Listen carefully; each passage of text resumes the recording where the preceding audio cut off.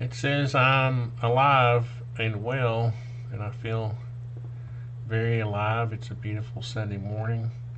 Good Lord, it's 11:15. It's almost lunchtime already, and I'm just getting started on this. But I got to get Jack's barn going. It's a little more complex than I thought it was going to be, but that's uh, that's every project it seems. But anyway, I've I need to get caught up for Jack because I thought this was going to be like an easy job, so I admittedly neglected it a little bit. So I'm trying to get caught up now. But part of it is a lot of the times, when you have these garages, they'll use different heat and cooling sources. On this one, we want to use a unit that'll sit in this an air handling unit that'll sit in this room back here, and so I've got to line up this trunk with the duct opening in the trusses, and now I feel like I have to really iron this thing out, and I'm going to do a floor framing plan so that when he goes to build this, he can just submit it to the truss company, and there'll be very few questions. But I noticed that my garage header didn't have the portal framing in it. I thought it doesn't really need it, but I thought it would be interesting to show how we do that, and it's kind of cool because Medic's wall extension and has the ability to include this. And so let's see, go to edit opening, if I can get myself together here. And if you go down here to here, portal framing, yes, and then I think when you update it, it'll get your options down here somewhere. Yeah, portal framing, and I think in this case 16 inches is probably good. Sometimes I'll go 24 depending on how much room I've got. This is really to establish some lateral bracing, because if you go search the internet, you'll find a lot of garages, especially 1-story or even 2-story, where there's no garages are just by nature open inside, right? There's no shear walls in a garage, and sometimes they're long and narrow. So in this direction, when the wind is blowing against them, they can, get cock-a-bias. That's what we say in the South. The walls, depending on which way the prevailing wind is going, you can end up with a tilt that's outside of the tolerance of the code. So what we do is we do this portal framing, and what happens is it's not just a function of just making the header longer. When you nail the OSB or your sheeting, whether it's plywood or OSB, there's a nailing pattern which is basically like every 6 inches around the edges, and I think it's 8 in the field. So all the edges have to be on a nailable surface. So here, these walls are 10 feet, so up about in this wall also we can put blocking. I didn't want to spend too much time on this, but we would need blocking at 8 feet. Oh boy, Heidi, as my grandmother used to say. What have I got myself into now? What kind of rabbit hole did I go down? Oh, this is going to be a wall thing, not a door, not an opening thing. So if I grab that wall, that's what it is. Edit wall assembly. Now I should be able to find blocking. I'm scanning for blocking. Scanning. Jam locations. Come on, baby, you can do it. You can find it. Okay, I'm going to spend 5 more seconds on it, and then I'm going to move on. Oh, come on, baby, you can do it. Bottom plate should be right in here. should be right in here. It says wall framing. Wall. Oh, come on, man. Alright, you're probably seeing it and I'm not. But, should be, that's corners, advanced options. Let's look for the second word now. Cladding, gypsum, cavity insulation, blocking. There it is. Thank you for hiding it. Okay, blocking, center, blocking height, 96. Because you want your OSB to be standing vertically. Yes, there's a myth in construction that you can lay it down. All the edges of your OSB should be nailed. If you lay it down, that means you got a block between the studs every 4 feet, which is unnecessary. Stagger, no, we don't want to stagger it. Staggering is just something you do if you're just blocking for, horizontally, and you're just trying to block the cavity, like for draft stopping or something. But if you're one row spacing, yeah, okay, so we should be able to update that. And what we do on when we're not doing it for when we're doing it for just strictly nailing the sheeting, we will sometimes turn it up on its edge so you get a nice wide flat surface to nail to. But you can kill 2 birds with 1 stone here. If you need draft stopping in the wall, you can do it there. But anyway, the point is that now when you start installing your 4x8 sheet, how far is this? Yeah, so you would come over here.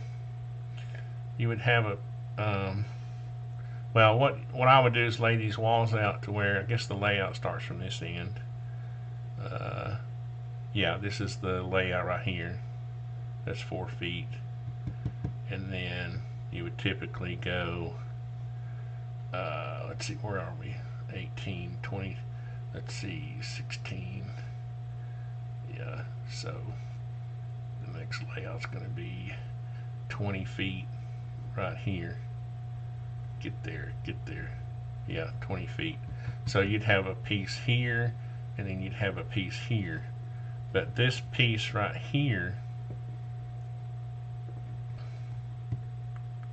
we'll just draw some piece right quick because it's easy. If I can quit scrolling to the next universe. Let's see. Let's try to get it right in the middle. Let's go right here, and we'll lock that.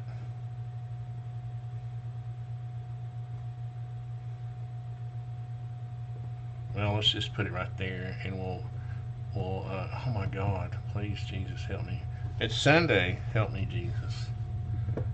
The scrolling on just is nuts sometimes. I have my scroll wheel like on super fast because I don't have any patience. And, well, let's see. That's right, yeah. So it'll come to here, that piece will.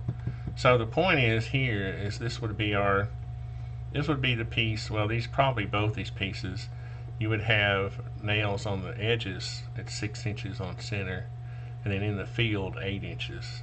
So that's the typical nailing. And then honestly on this probably what I would do if I really wanted a strong corner, I would probably start my 8-foot sheet up here. Let's see if we move it up. If you move it up 24 inches, yeah, move it up 24 inches, and then you'd want to block down here, because what that's going to do is that's going to overlap this, and I'm sorry about the air conditioning, I just have to have it, it's getting too hot.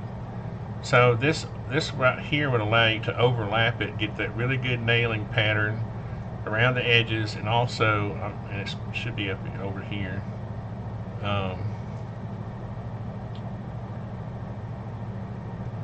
and in the center of that stud, and allow you to also put a nailing pattern on the header. I think it's every 3 to 4 inches on the header, so it would look like you took a nail gun machine gun and just right here. So what that does is it ties the whole wall together with the header, and it prevents the wall from racking. Now, in a lot of municipalities now, you're going to get, the building inspector is going to catch this, and but let's see if anybody watching. There's Barrett. Hey man, I'm here today. I was hoping you didn't get blown away. Yeah, the storm was pretty crazy, man. I didn't expect it. How's it going, Barrett? Barrett and I will start framing some walls soon. It'll be awesome. So hope the air conditioner doesn't screw up too much. But anyway, on this, let's turn the roof off because I pretty much have the roof already framed. I wanted to get it knocked out quickly because let's turn off the roof cladding and roof sheeting because it was annoying, to be honest with you, with all these valley rafters. It was just a lot of work, and no offense if the owner's listening, watching. Usually the owners of these projects usually probably won't watch until they start getting ready to build. Honestly, some of these videos are really long and tedious, and so I think what I'm going to do is actually turn off the walls, and this has got to be a convoluted little wall system here. That should be not stair framing. Oh, look here, we have a weird little anomaly right here. I don't know how this happened. I don't know if we just delete this line, if it would tear up anything. Yeah, it did. I'll fix that later. I'll probably grabbed something and moved it. Let's just see if we can fix it right quick. I'm just going to hide it right now. It's one of those things I can fix later. But I was trying to deal with these walls, how they would be framed, because this wall here has to support, and you'll see in a minute, I might just leave that wall there. So these trusses will have to be cut back to this wall right here. So what I'm going to do is, I think I'm going to, let's see, I just need to make myself a little plane here, and I'll show you. If I need to probably cut back on my scrolling. I think I had too much coffee this morning. I'm just going to make myself a little plane here, and I'm going to move it back. Let's see, I want a 1 inch thick border or boundary here. I'll show you what I'm talking about in a minute. So I want to pull this back, and then I'm going to go back an inch. 1 inch. And actually I need to go back an inch and a half because this wall has already got drywall on it, so I need to go back 1 more inch or ½ inch for the drywall. Yeah, and you'll see that in a minute. 1, 2, 3, I need to create a group. Now what I can do, this is kind of a cool feature of, let's see, which one was I going to come back to? What I want is like at least 7 feet for headspace. So if we measure to this, yeah, we've got 8 feet 5. So what I can do is just cut these 3 back right here to get our headspace. So Medique Wall has this cool little utility, and I hope the air conditioner's not screwing up too much. Tell me if the air conditioner, I might be able to suffer a little bit without it, but it's getting hot and muggy in Tennessee. And but anyway, Medique, I love Medique extensions. Nathan, I actually know Nathan Wilkerson, the guy who creates them, and in all what would it be, honesty, or he lets me have these extensions for talking about them, but the only reason is because I asked, because I love them so much. And it's not like I have a crush on Nathan or anything, but I kind of do because he's very creative. But anyway, just kidding. So that trim tool will trim other groups back to that plane that you pick. So all you have to do is make a little group with a plane, and you saw all I did was I selected that plane, and then I can select anything. Actually, I can select anything in the whole model that's past this plane, and it'll cut it back to that point. So now what I can do is go in here and I can make these three. I didn't mean to actually, thank God for the undo key. I meant to just do these three. I was talking, got sidetracked.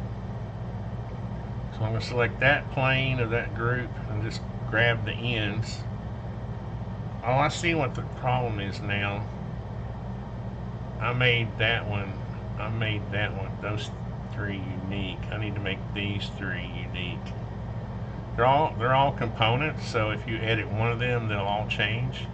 But you can make them unique in a group like this. And now when I do this one, all the three I want to change will change. And then I can just go in and delete these, and and then I can use this thing as my piece to header it off. So I can take this and go back to here, but this I need to go back a ½ inch because this is the drywall and I want it to come on up, but for now I'm just showing the framing. So then I want the back side of this to be flat. Oops, wrong button. I want this to go to there, and then this is kind of a band it's just like a piece of blocking to header off these joists, these trusses. So it would come to here, and I'm going to go ahead and color it like it's and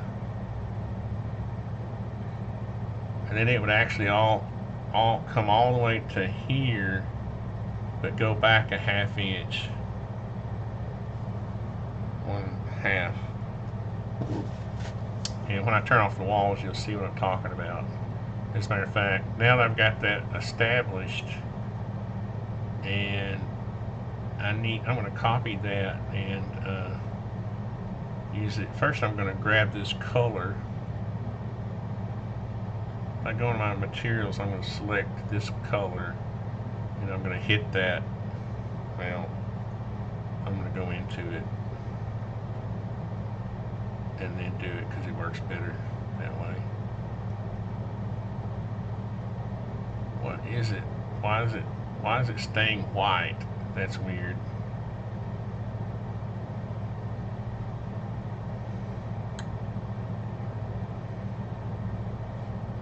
Are there two faces there? No? Let's see if I reverse the face. No, that's not it. Why is it staying? Well, I don't have time to get into intricacies. In any event, it's like a rim board you can buy. It's like a really dense OSB type material. We call it rim board, literally. And you buy it with your like wood eye joists. And oh, you know what it is? This is a shadow thing. If I turn the shadows off, the light, that's what it is. I just figured it out. Figured her out. So then this one will go to this wall.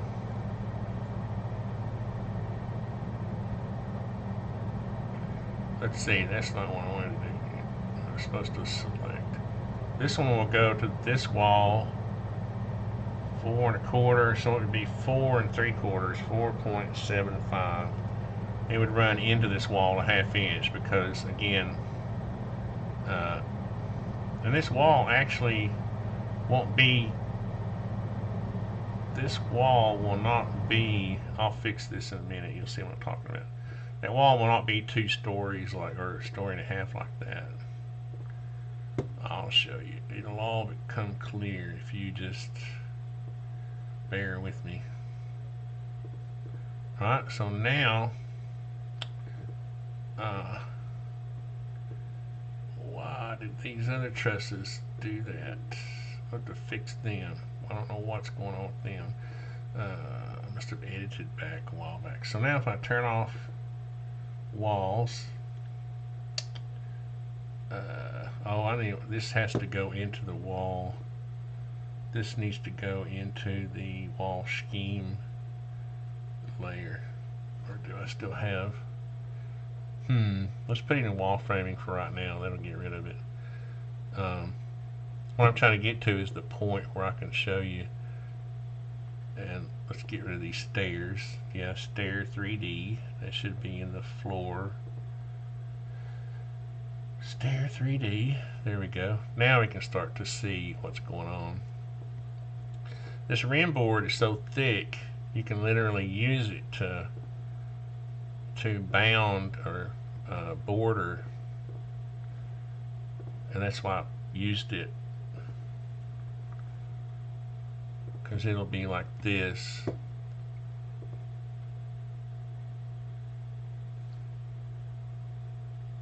And then lock that, and it would be, I've already got it, there we go. And then this comes over, because this piece would be, let's see, I don't know. I think what has to happen is this has to go, because I ran this within a 1/2 inch, so I think what happens is this actually does this. Yeah, that's right. And then it comes, yes, this is correct. I messed that up, but it's okay.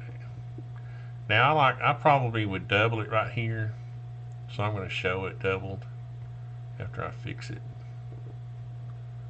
It should come to right here. I'm going to double this one. Now the truss manufacturer may put, I've actually seen them like put a truss there, but there's really no reason to do that. You don't have to. I do need to figure out what happened to my blocks. Oh, I see what it is. Alright, so these should all be the same. These,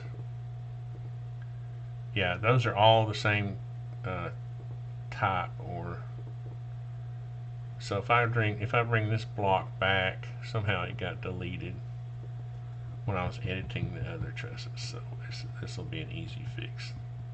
I can quit scrolling 10 light years at a second in a minute. Here, there we go. There, and then now what the truss company will do is they'll place this duct opening in the floor trusses. See if we have any questions. Woo, not yet.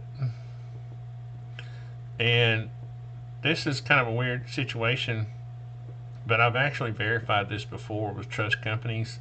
You can put a duct opening right at the end of a truss.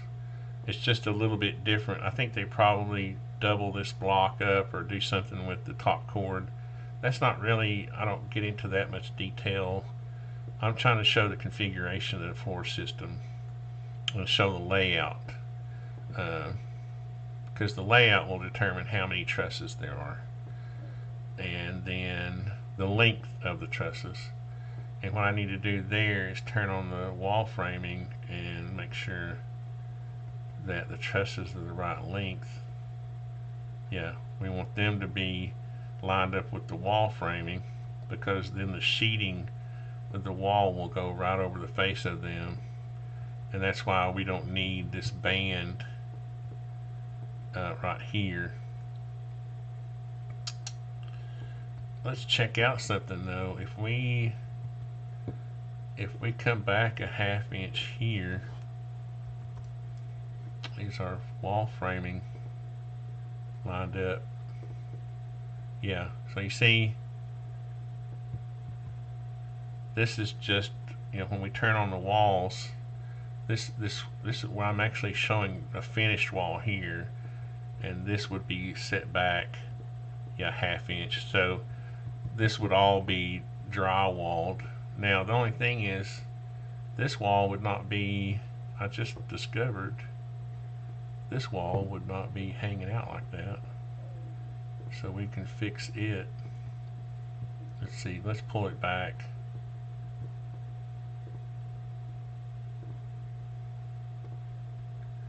Three and a half is the width of the stud. So let's pull this. Oops, where am I now? What? 3.5. And then we can push this back to there. And see, that makes it all copacetic, because I can get rid of that line. And now in real life, this drywall would be all filled in right there. Yeah, and that's just a little half wall up here to create a handrail, which I have found easier. It's kind of cheating when you do this, because, and it's cheaper, because your framer is not going to charge you any more per square foot to run this wall up, and what you don't have after that is the cost of building a handrail here. So you're getting great value by building in, by paying attention to your wall systems. And then something, I had a 2x4 running along here, and I'm not quite sure what that was, where it's gone. Now I can get rid of this floor scheme thing. It was like a placeholder, because I was thinking that it might be in that layer. Somehow, was it in the stair? No, somewhere I had a 2x4 going along this little ledge right here is for a 2x4 to go and brace the trusses. So somehow it got deleted, because I've turned on all the layers. And yes, we old timers still call them layers. So, oh, it's no big deal. What I can do is I'll put that in. Well, I need to do it now, I guess. Now I need to adjust these walls. This wall, I'll do that later. Let's turn off the walls, because I'm focusing on this floor framing system. And so this should be floor slab. What is that? Turn that off. What is this? I think, oh, I know what these lines right here are where I was trying to show the outline of the building on the ground, but I turned it. It was not facing the right direction, so we'll get rid of that, and we'll get rid of the guidelines. Now we're getting cleaned up here. So let's just go ahead and create a two quick 2x4s here, no big deal. You can do this by just making a thickness here and then shooting it out, say 40 feet, then going to the other end. And oh, that's right, I forgot the garage was 36 feet, not 40 feet. And just run this back. I feel like my coffee's making me talk a lot today. Sorry. Now if I go back into that, I should still have this wood color, yeah, still available. And then I'm going to put this in the floor framing layer, so it will turn on and off with it. And then I'm going to copy this, go Go over here, go down here, go down here. Now this is another place that you can, I'll just demonstrate this. I could just take the push-pull tool and push it back, or I can go over here and select any of these faces.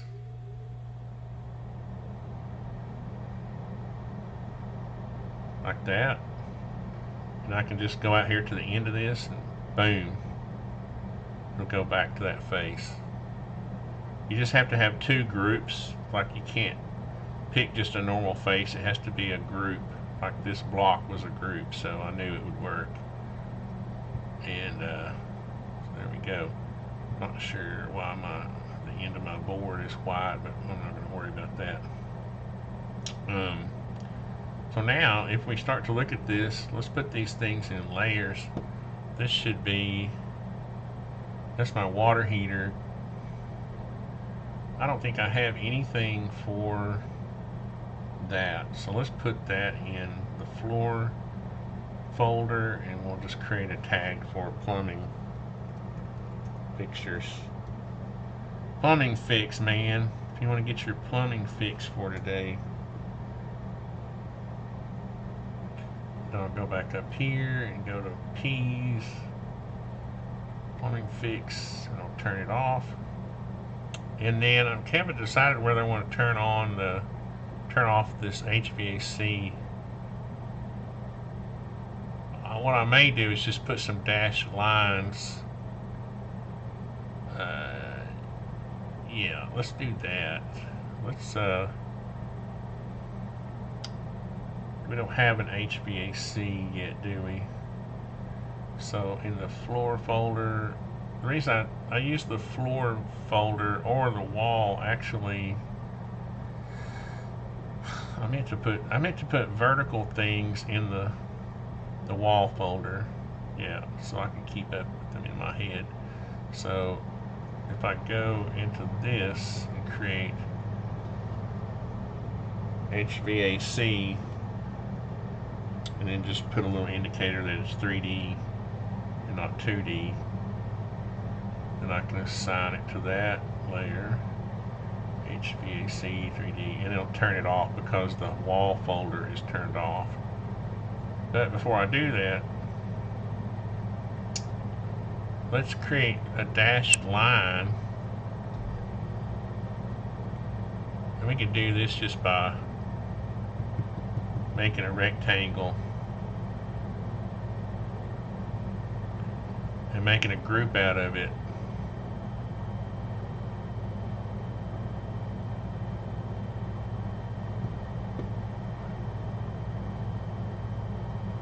Make sure I didn't select everything. Yeah, I just want to select that.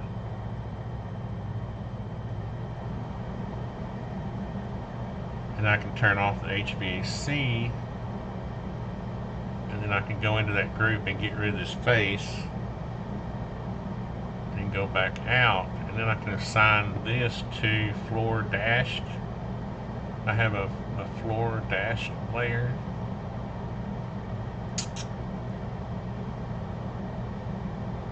See, that creates a dashed line. So now when we go to, do I have a floor framing thing going yet here? No. Let me get all this prepared. We're going to look down on it, and we're going to use the parallel projections. You see, now what I'm trying to show here is that that's where we want our trunk line. And what I may do is just bring this edge back. Well, I want to make sure they know that this extends all the way, that just in case this truss needs the trunk opening too, like that. So now I'm going to set this up. I want this to be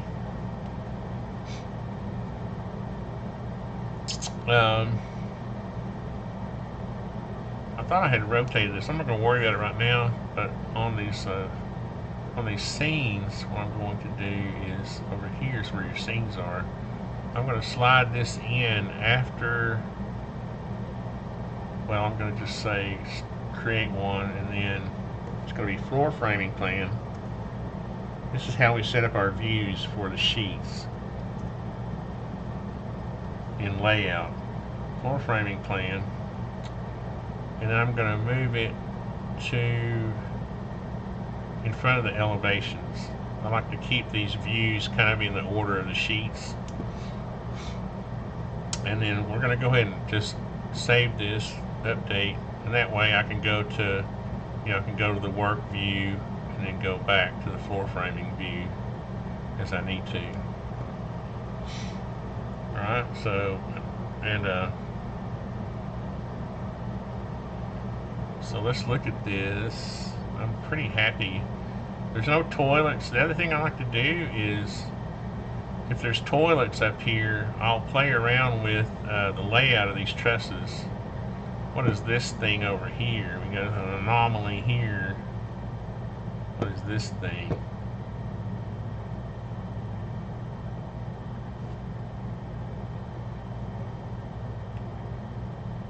Like if there was a toilet, sitting right over the top of one of these trusses, and I don't think we have anything. So if I turn on the second floor plan, you see there's not much up here at all. I need to actually edit it because at one time we had a long run coming this way, and I moved it back when we put the closet, the HVAC closet in the bathroom downstairs. But you can see there's no plumbing fixtures up here, so we don't have to worry about that. So the layout is fine. And so the only question would be as to whether we put, I think it would be a waste of money to put a truss here. I think this can easily, I've also built a little section of wall right here. So this is going to be like a personal preference. If you want to, and it may be too that that wall does come on up through. So this is going to be just this whole little area right here is just going to be kind of a personal preference. The only reason I'm showing this double rim board is because it completes the perimeter of my floor framing plan. It's a nice little package this way. And let's see if we have any questions. No questions. What is wrong? What is wrong with you people? The only thing I'm noticing, kind of noticing, is nothing is wrong. It won't hurt to hang drywall on this. We don't need some kind of sheeting over that, so I think we're good. Alright, so how this would work then, we'll save this, is we will go into our sheets, which is in SketchUp. You have this well, SketchUp Pro is made for creating working drawings, and it comes with a software called Layout, and this is it. I'm hopefully gonna have this job already. My eyes are watering a little bit. Here we go. This is the floor plan and floor framing plan. Okay, so it looks like I borrowed this from another job. What does this say? Mount joist hangers. Yeah, okay. Didn't know if there was any notes I could steal. Does it say verify floor trusted joist local? Well, cool. At least I still have that note. So now what I can do is insert the let's see, where are we? Jack's barn. It used to be a barn. It's turned into more like a garage shop thing.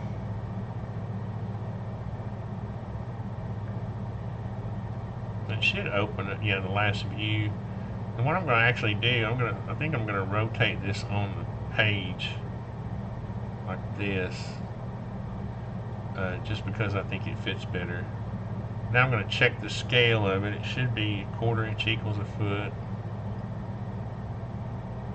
I thought it was kind of big, and I want to lock that, preserve scale, so if the scale's preserved, I can just resize these little viewport the way I want it, which is I like to keep it nice and tight, because if it's overlapping something, it'll actually hide it. So it looks like I've got plenty of room on this sheet. I'll probably put other stuff here, but I do want to verify that's 1/4 inch, because it looks a little small, but it is. It's correct. It's correct, Bob. So here what I would do is I would just go, I would actually want to dimension the truss. Let's see, this should be 1.5 inches. Oh, that's the, yeah, I don't want to dimension that. What I want to dimension is from here. I want the length of the truss on this dimension right here, and then I'll show you what I'm going to do. I'm going to do that, and then I'll note it in a minute here. And then our next truss dimension is this one. I'll have to go in and verify. 21 feet, that sounds good. That sounds right. What we're trying to do with this floor framing plan is dimension the trusses. That's really what we're trying to do. I want my dimension line to go, where am I? I want the dimension line to go from here. I want there to be a little gap here to differentiate. Yeah. Yeah, 21 feet, and right there, you see now I've got a little gap to differentiate the dimension line. And so then the way I can dimension this piece is put a dimension here, go there, okay, and then I can dimension this little rim board right there, and then I can dimension, now I can dimension this truss. I have to move the thing over, and this is really the whole point. I wish what I had done, I wish I had, let's see if I delete this dimension. Yeah, I like to keep good separation from my dimension lines to the, so what I should be doing is hitting that point and this point right here, and coming right about there, and yeah, and that keeps that, you want a good little separation there. So now I can come and hit that point and hit this point right here. That's a little misleading because that 2x4 is actually the end of the truss. It's just sitting in that notch, if you remember. There, and I think is that an overall? Yeah, that's an overall, and we still have good space here, so we're good. And it should be 25 feet 11, right? So it should be a 1/2 inch less than, or an inch less than 26 feet, which is a 1/2 inch on each side, which we set back because we don't want our, this goes all the way back to your wall layout when you first started framing, all the way down here on your slab. You should have your wall set back a 1/2 inch so that your OSB, your sheeting, can sit flush. You don't want it hanging over the slab. Okay? Lots to think about, lots to remember. And so now we want to go from this point to this point, and that's going to tell us, what that is, that space is. And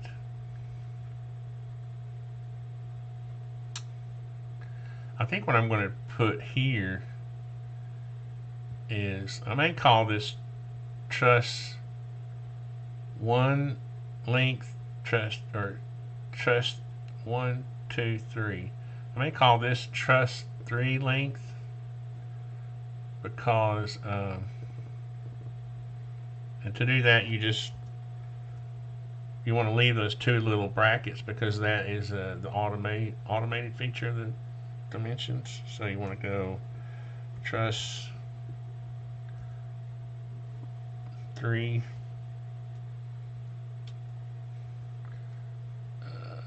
length, truss number 3 length. Length, what did I do?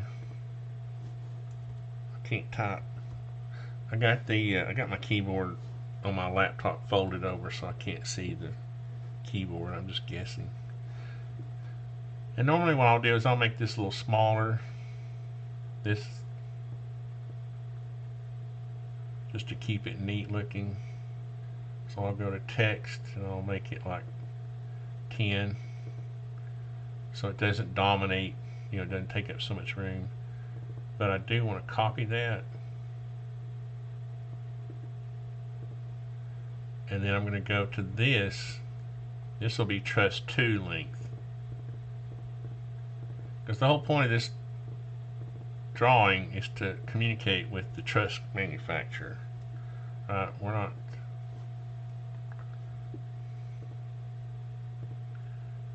Okay, that's what I was afraid of. We're going to have to give ourselves a little more space here. Dimensioning is actually an art form, and I don't know why that is. I think I got a space. Yeah, I got a space in there. There we go. There we go. And then this is going to be truss number 1 length. And I needed to get rid of that space again. There we go. So again, the whole point of this whole thing is the truss manufacturer knows how to make trusses. They don't have a problem with that. What they need to know is exactly how long you want the trusses, how long they need to be.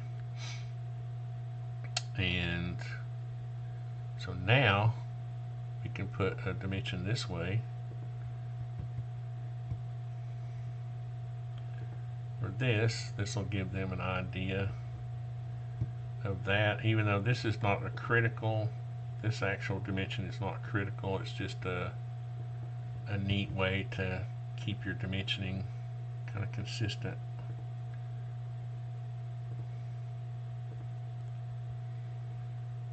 And it will give them the overall length, which should be 35 feet 11. Let's see.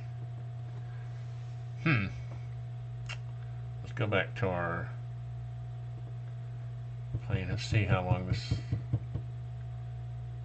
Let's see. Oh, that's right. Let's see. Oh, that's right. Oh, yeah.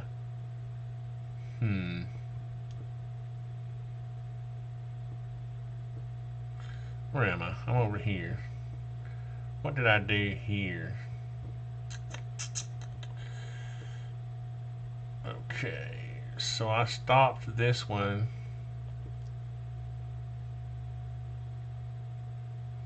Oh, you know what I just realized too? This is supposed to be a header, a truss headed off thing. And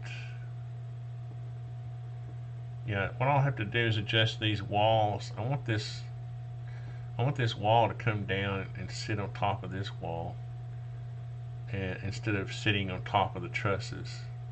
So the other way to do that is to make this truss. Let's see if we do that. Will it be more than 24 inches? Let's see if we go to here. No, it won't. So we could actually.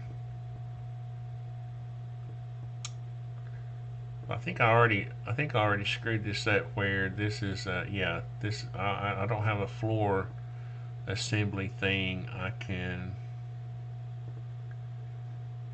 edit anymore. You know, in the truss extension, I could have edited the length. I think what I'm going to do though is turn this into like a gable end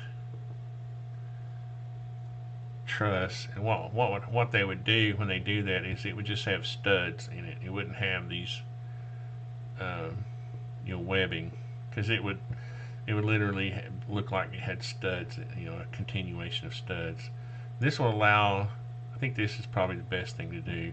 This is going to communicate better about the length of the building. But the other thing is this. The other thing is this piece right here would actually be a girder truss. And for now, what I'm going to do is show it 3.5 inches thick. Yeah.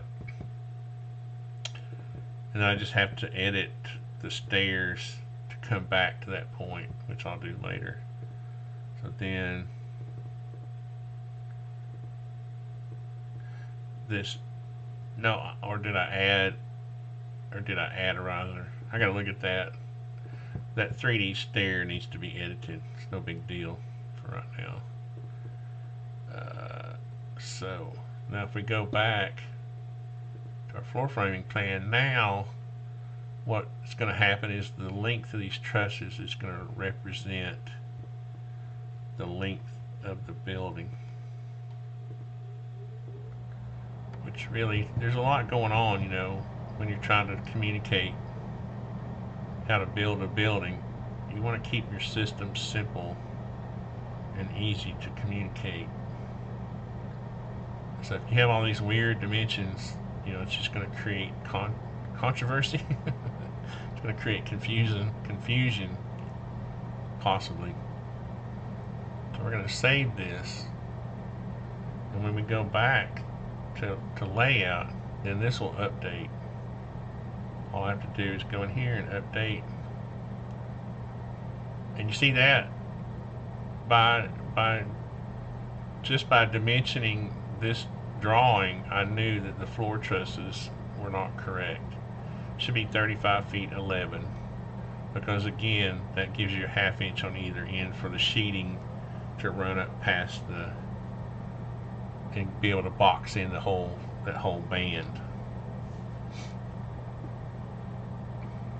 Let's check for comments. What happened, man? No viewers? Oh man.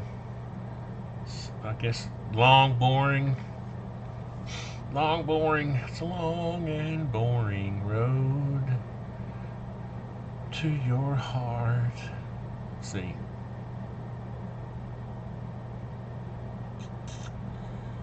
Yeah, that is cool. So we just do this, back to there. What I may do is I may put a perspective. Let's get rid of this grade. Is this the grade? Let's turn off the sight and turn on our perspective mode. I may do a perspective on the whole thing, and that will tell the truss company. Let's move my north arrow over. That's just for me. I don't need that. We don't really need that. And this detail I was working on. Thankfully, I didn't spend too much time on that because it changed. Let's see. I'm trying to keep on the red axis. I'm just going to put it over there somewhere. I'm trying to get a view that I can clip. There we go. And I want to be able to see. The bottom of that band. I want to be able to see everything. But I kind of want to zoom in a little bit too. what I may do is actually create a let's save this as, let's go back to our view, our scenes, create another one. We're going to call it floor framing perspective. Well, I had the caps on, didn't I? Floor framing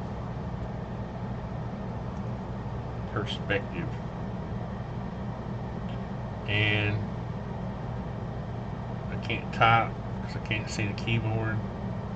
Floor framing why did that not change? Okay, it did. Alright, so we shall save that. Update that. And now I just realized if I'm going to show this perspective, I can create a volume with this.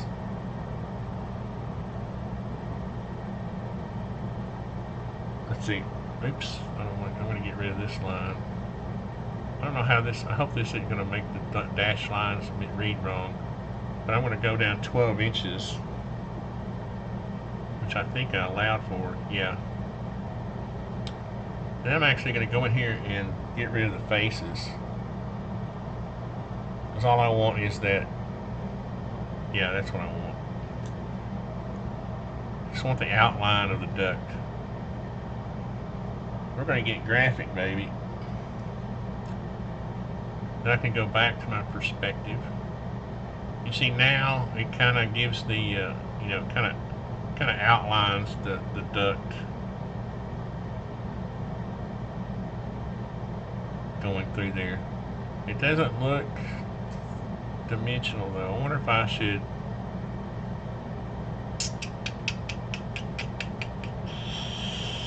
I wonder if I should have left the.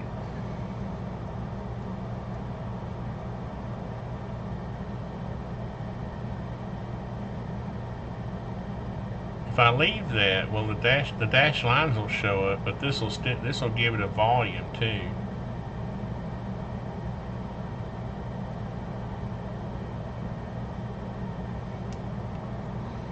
And what I can do is give it that material color. I think I used that one.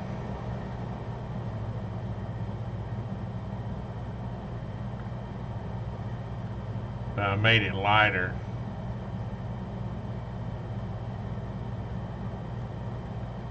Yeah. Now, in perspective, let's make it even lighter.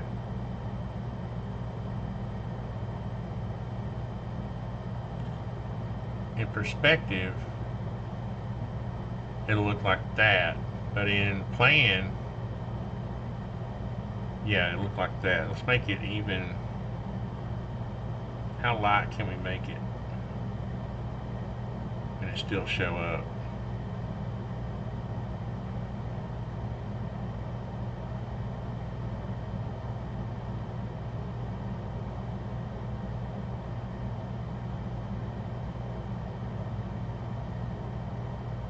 I don't want it to be more gray.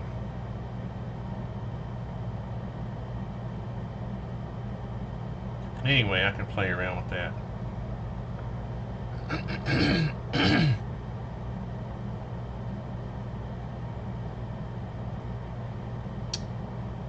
I'm getting sidetracked. But anyway, so that'll be good. This will be. I'm trying to show the volume of the trunk.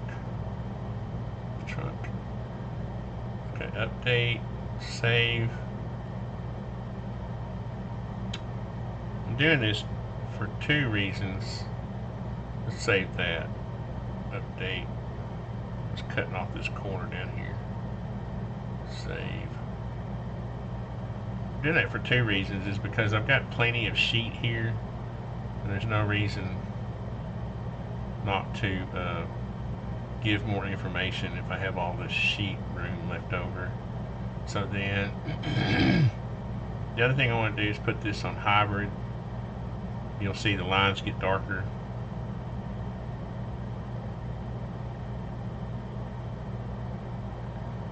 And and they get more defined. You can see here, if I turn this on raster,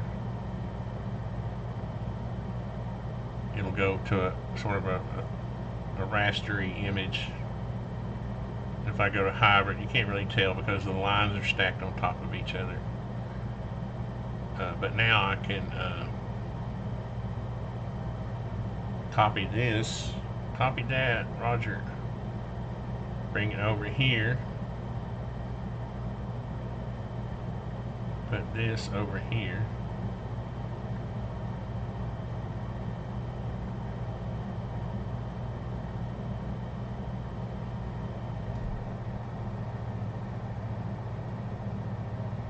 We want to kind of tighten this up a little bit, so we want to bring this down. I may want to have other stuff on these sheets. I want to get this a little tight. Well, I haven't dimensioned this down here, so I'll leave that space for now. But what I'm getting at is this. Let's see, update model. There we go. And then I can go to that scene, floor framing perspective. And why is it, oh, it's not turned. Let's see. What am I doing? I'm getting all backwards here. There we go. And let's freeze that for a minute. Okay, it is preserved. I don't want it to get bigger. Oh, it got bigger.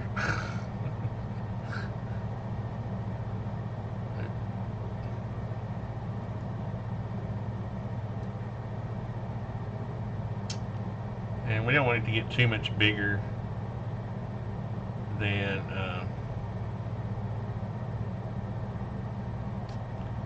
and let's look at this for a second. Let's go in here and kind of play around with this a little bit. Maybe a more flatter. I like being able to see the webbing, kind of see the webbing in there. But if I do that, I'll have to change these trusses. So I kind of just play around with this a little bit to get it the way I want it. I've noticed that the you know, when you do this, it really makes it easy.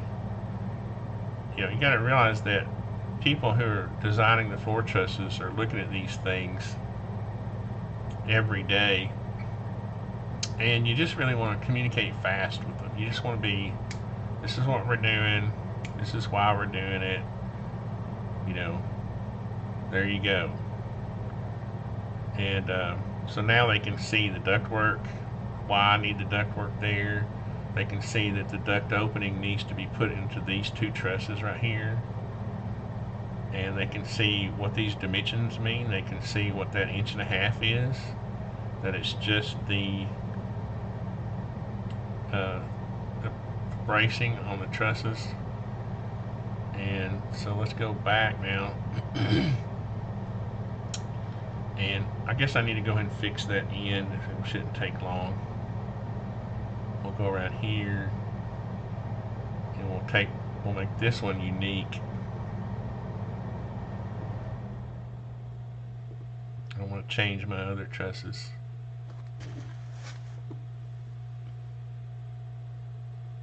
Don't forget your item. Lowe's keeps bugging me to pick up a dishwasher that I ordered for this house we're building.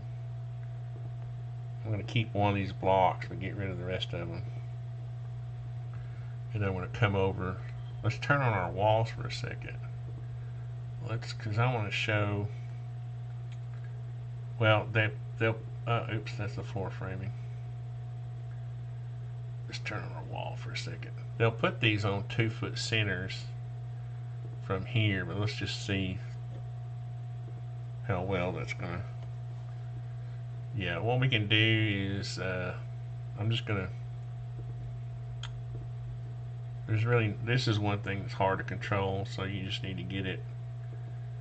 Yeah, I think I'm gonna just go ahead and show it under here, and then go 2 feet. So let's see, that's 14. So if I do 6 of these, 24,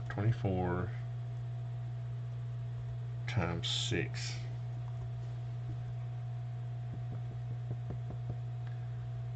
Yeah, that's good. And then that truss will effectively act like a wall. And then on this end,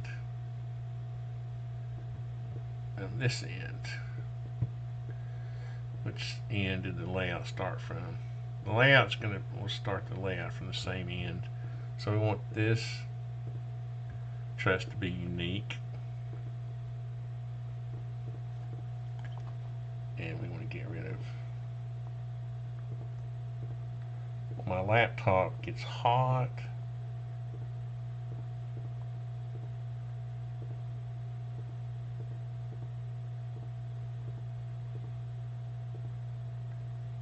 Yeah, so then we'll go, I'm just going to bring this one back to here too. It's just a graphic representation, and I got to fix these walls anyway. So now we're looking at 36 feet, so we probably need, what did I do? That doesn't look like, yeah, something looked weird there. There we go, it's supposed to be under. Yeah, so then let's go 24 inches, 24 at, let's go 17 times 17. Oh, wait a minute. Oh, that was way too many. Oh, I was thinking the length of the building. Yeah, that's the width is only 26. I should have gone like 12. You can see that kind of almost, we don't need the ductwork to come into that wall. That ductwork can even probably stop back here. I'm just trying to show that the duct opening in the trusses needs to go all the way. So now if we go back to our floor framing plan and we look at it in perspective, now the truss company can see that this is a house line truss and this is a house line truss, and that just means they're going to frame them up because this is a better load carrying condition, and it doesn't span, it doesn't carry a load, it doesn't carry the floor load. It's just transferring the wall loads from this wall down to that load, that wall down there. So it doesn't have to have the webbing. These will have the webbing because they're spanning that distance. And if I had when I stop the live stream, I will go in here. Watch me get it going down this rabbit hole. And I'll go in here and I'll 1.5. This will be an easy way just to graphically show it. Up that out. Yeah. And then since it's only carrying 2 trusses, it'll probably, the only thing is this thing, it just occurred to me, this needs to be sitting on that wall. So that wall is 3.5 inches, 3.5. Yeah, this truss, no, it's 3. Yeah.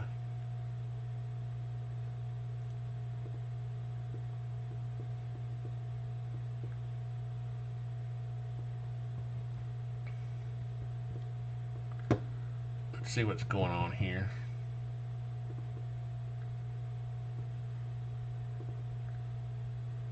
It needs to be sitting on,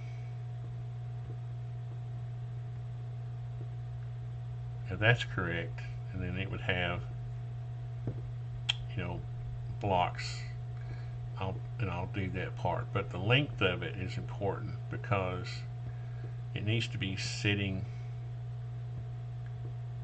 let's see,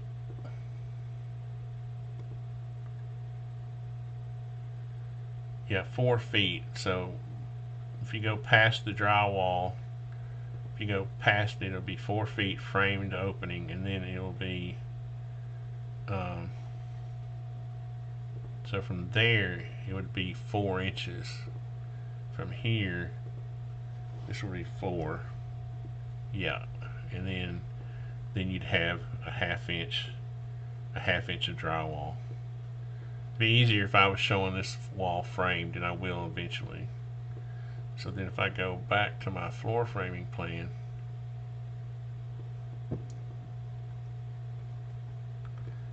that shows me that this little girder truss that's going to be turned into a girder truss, like,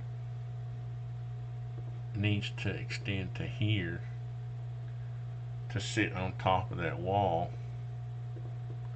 Right. Yeah. And then this stuff would get push back. You get pushed back. So this is one of the reasons why you want to plan this really well. Did I delete one of them? What happened there? Oh, it just went to invisibility mode for a second. This is really kind of the kind of detailed planning I do whenever, especially if it's for my own projects, I kind of fast track things. I'll go ahead and just do a rough floor plan and do some rough plans to get it going, like the mid-century modern cabin, and then I'll detail framing as I go along. But in this case, I have to do it. You can see now this will show up in the I think what I'm going to do is go ahead and just, before I forget, 1.5, I don't really know. It'll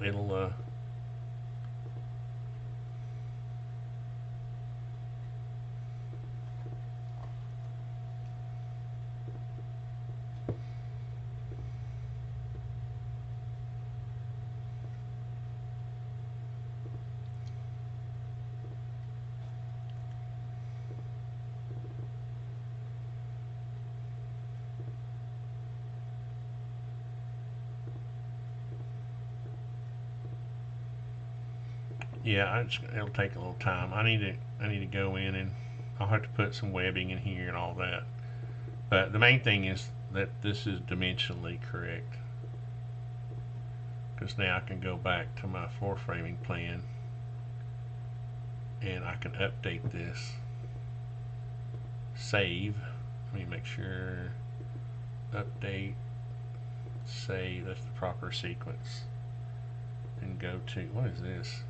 Oh, that's me. Duh. By the way, do we have any questions? No questions, no viewers. Come on, man.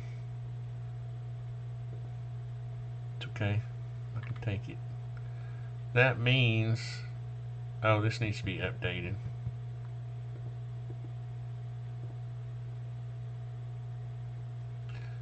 See, now I can dimension this and call it out. Give myself some room to call it out right here or up here. And I can say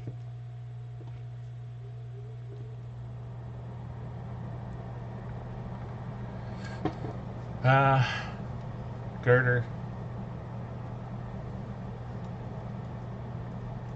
caps truss. I feel like the text is too big.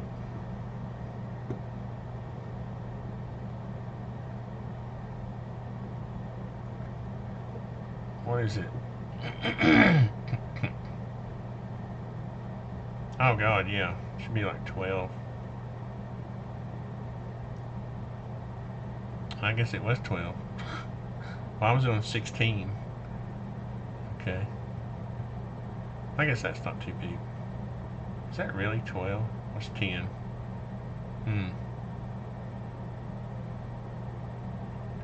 Get her truss. Get her done truss. Girder. Girder. That's right? Girder truss. I'm having the brain farts. Yeah, okay, girder trusses, yeah, okay. Alright. Alright, so there's that. And then we would call this out as I don't have enough room really to do this. If I can get by with doing it here.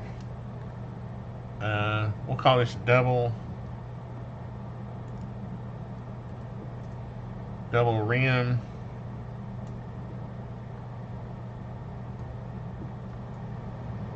board.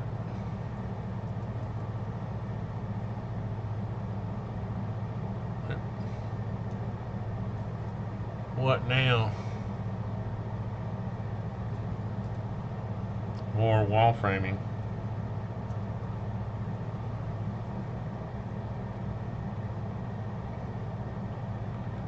And we'll just put it,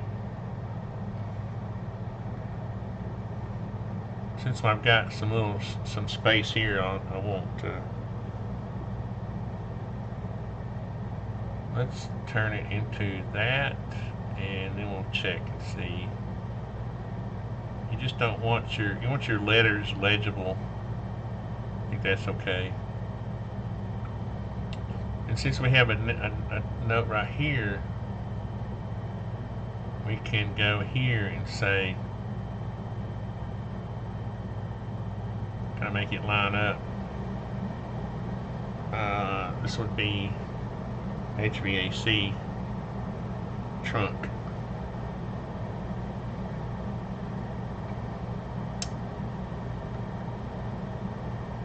Really should call it out, but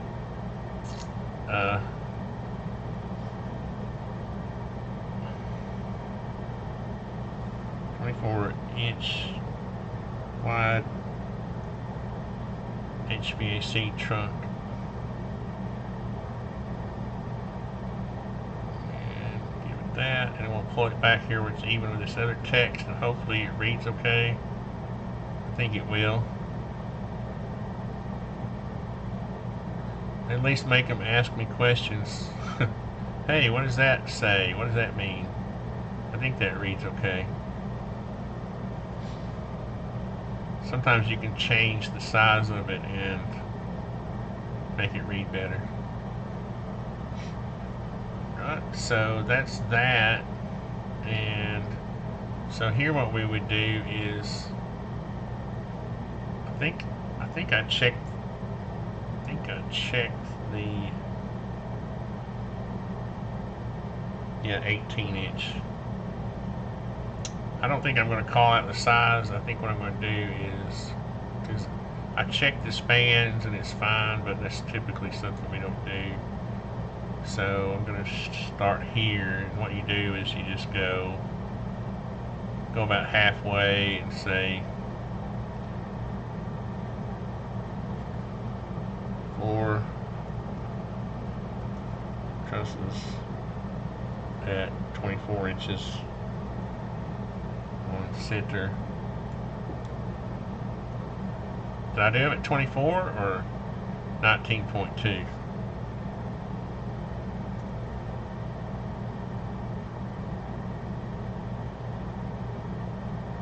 Yeah, that's right. And then you can kind of, what you can do is just take this and explode it and then make a group out of it. You can go ahead and here and take this line and copy it, and then turn it around.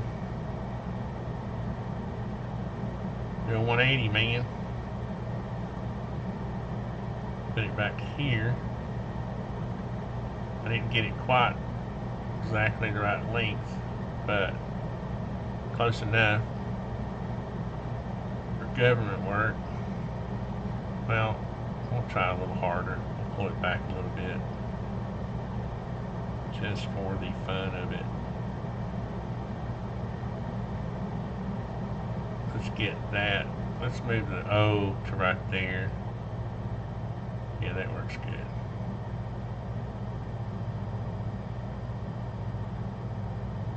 this up a little bit. This is where you can really get anal.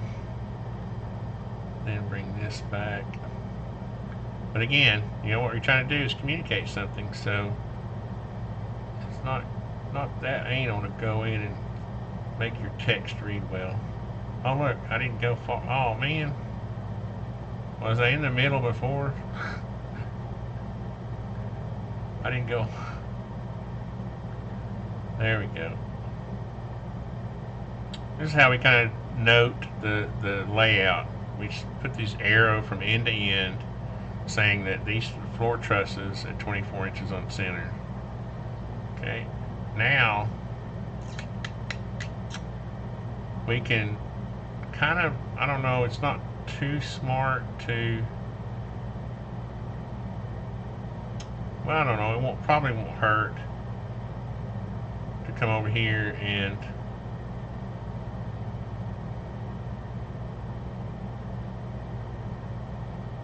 yeah, I didn't quite make it. I made the duct so it would fit in there.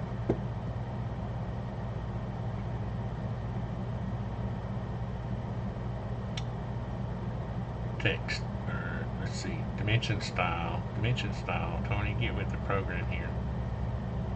I want that to be on there. And let's see how big this is. Well, that's big. And then I will, and the point of this is just to show the truss company that we need the,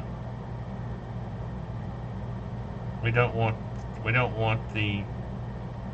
the trunk opening right here, right past this stair opening.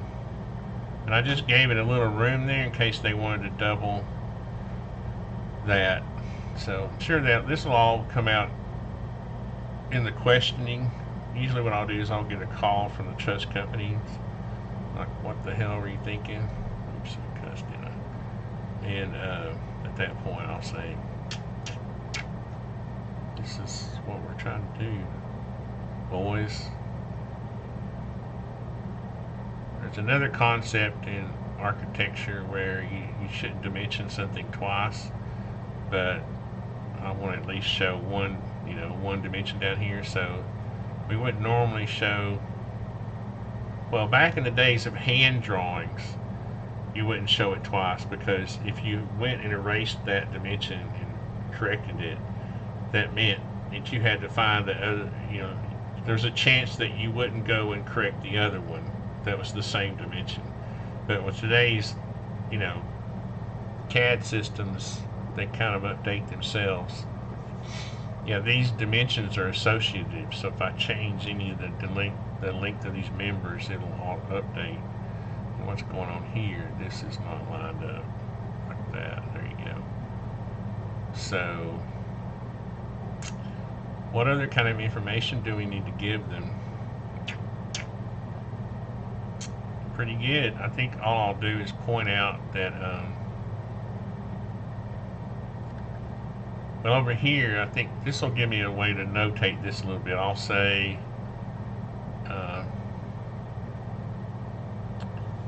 oh, what do we call it? 2x4 truss bracing.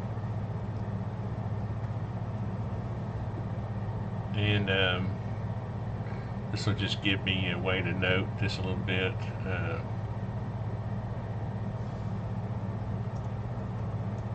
House line truss.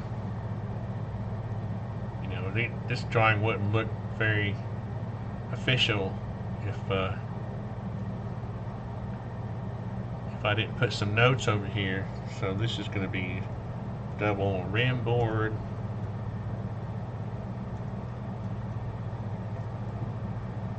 Bowed. Wish I could tie it.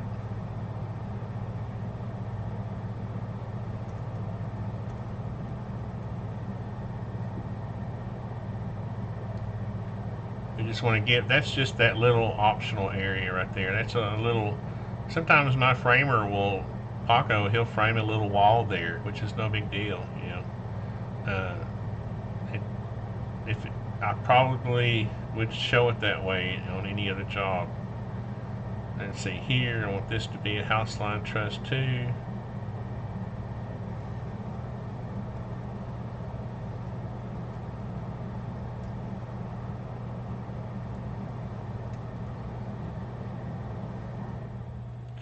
And on that side, I like for the dimension line, I like for the justification to be that way when we're on that side. And then what else do we need to note?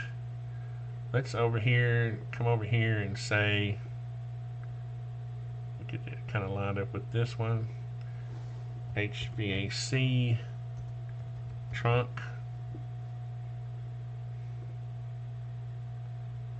What else do we need to do? What we'll do is we know that's a rim board. We know this is trusses. That's good. And then I like to come down here and we'll do number 2. Number 2, floor framing perspective.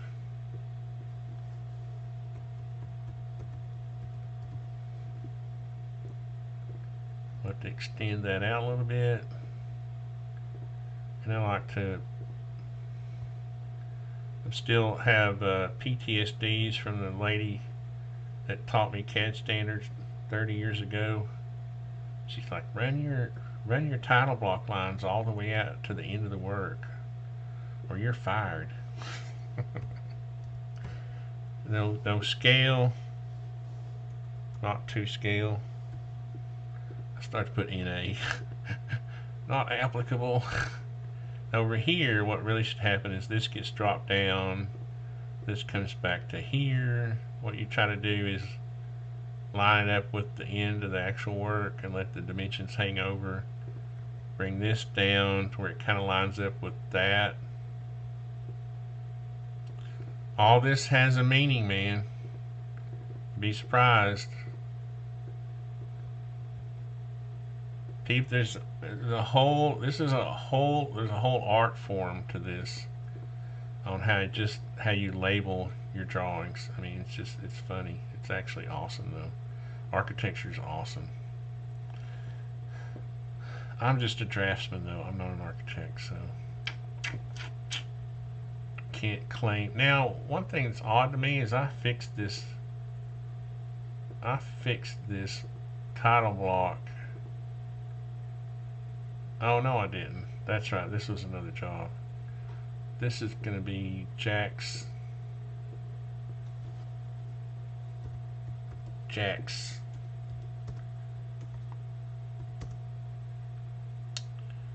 garage. Garage. Isn't that how you British say it? Garage.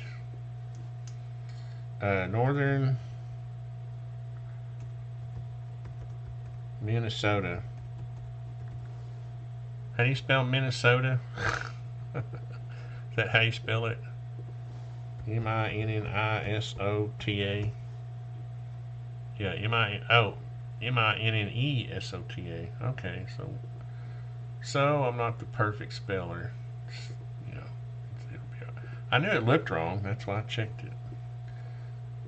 At least you know if you know when you're wrong, you're more intelligent than if you don't know you're wrong. I'm going to take this off. I may make this a little bigger. Minnesota, northern Minnesota. I don't know exactly where he lives, so I'm not going to push that too much. And I'll make it a little bit bigger since we have more room. That a baby. Now, that is designed, that sort of brownish red block color means that if I go to any sheet now, that'll show up on every sheet. Yeah, so if I go back to my floor framing plan, she's looking good. Now I can put, if I want to, I can put details or whatever up here, but I like to keep things kind of organized. Let's make this also, yeah, it's hybrid, okay. this would be a good example to show you what it looks like maybe in raster mode, especially when you have angled lines. You'll notice when I turn this into raster, see how jaggedy they get? How weird. Now, depending on the scale of the drawing, it typically will, the printer will probably print them as straight lines depending on how big this it actually is, as far as size on the sheet. But I like to, as long as my drawings aren't getting bogged down, I like to change this between a hybrid, which is a combination of raster and vector. You can see how much cleaner the lines got.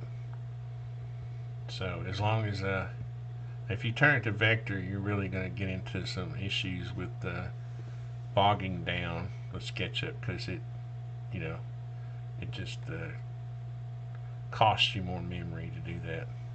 Alright, so we're looking pretty good here.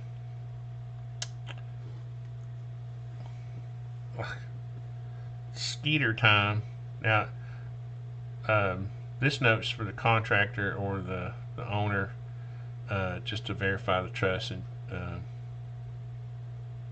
truss must have had joist in that. Verify floor truss design, local codes and conditions. Verify floor truss design and dimensions.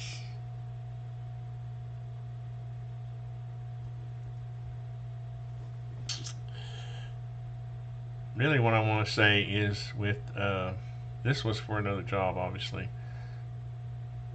and dimensions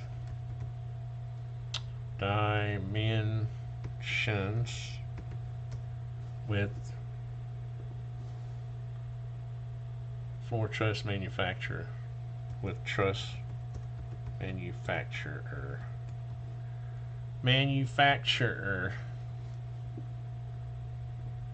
Just check this. I never checked to see if layout has a spelling. Does it even have spelling capabilities? Text. I don't think so. We should just learn how to spell, shouldn't we? Verify floor truss design and get the "and" in the wrong place. With truss manufacturer.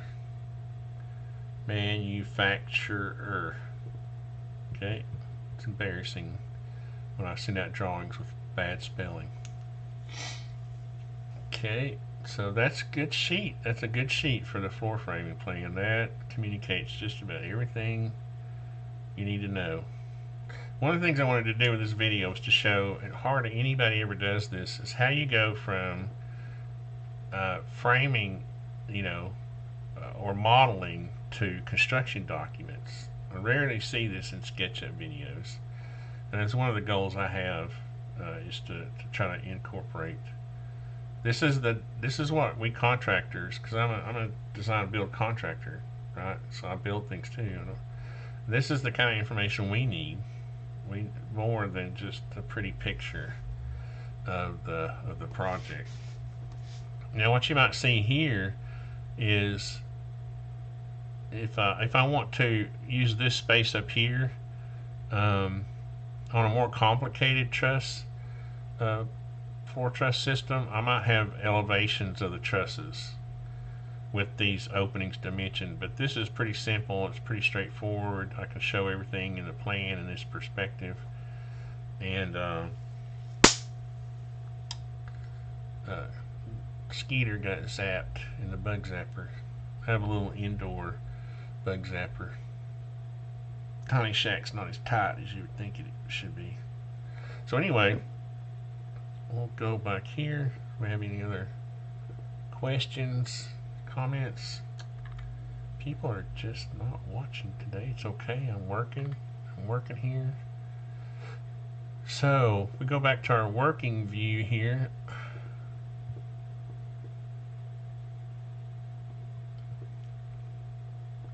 Let's go back to our front elevation. Yeah.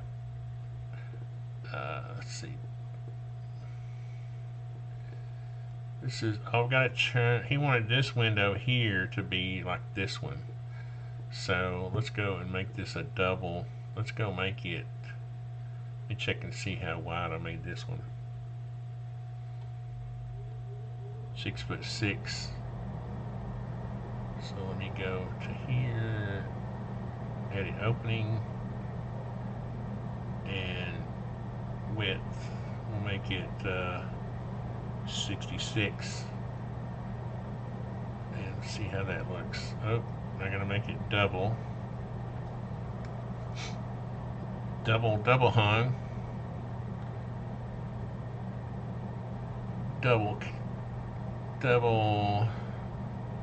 twin double hung. There we go. Like that. Yeah. And then it's a good looking garage. Oh, I gotta put the door. I'm gonna put the door right here. Let's go to the floor plan. Yeah, the floor plan goes right here. This needs to be put in the floor framing layer, or do we put it in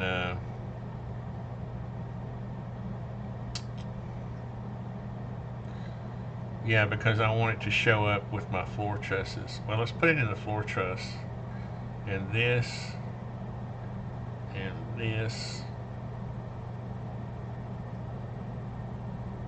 this needs to be in floor truss.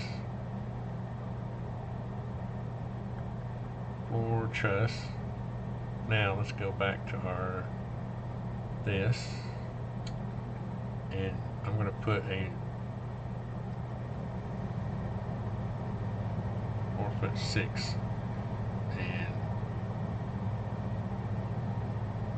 I think this was in the middle, so 18 feet. We'll need to put this over here, this window.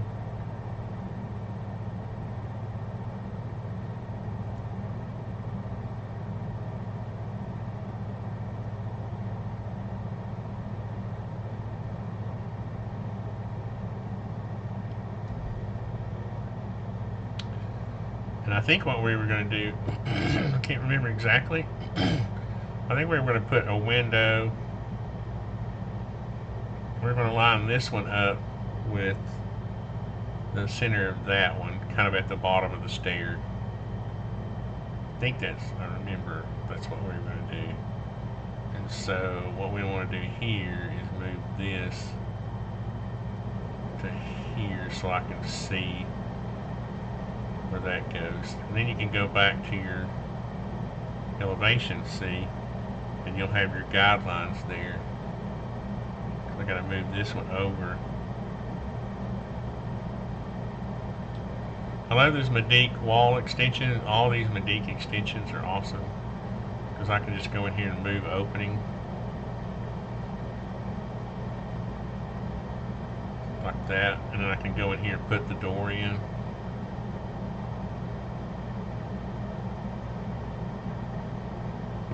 Let's make it a, that's correct, built up header. I'm not going to worry about the, well, yeah, let's go top and bottom,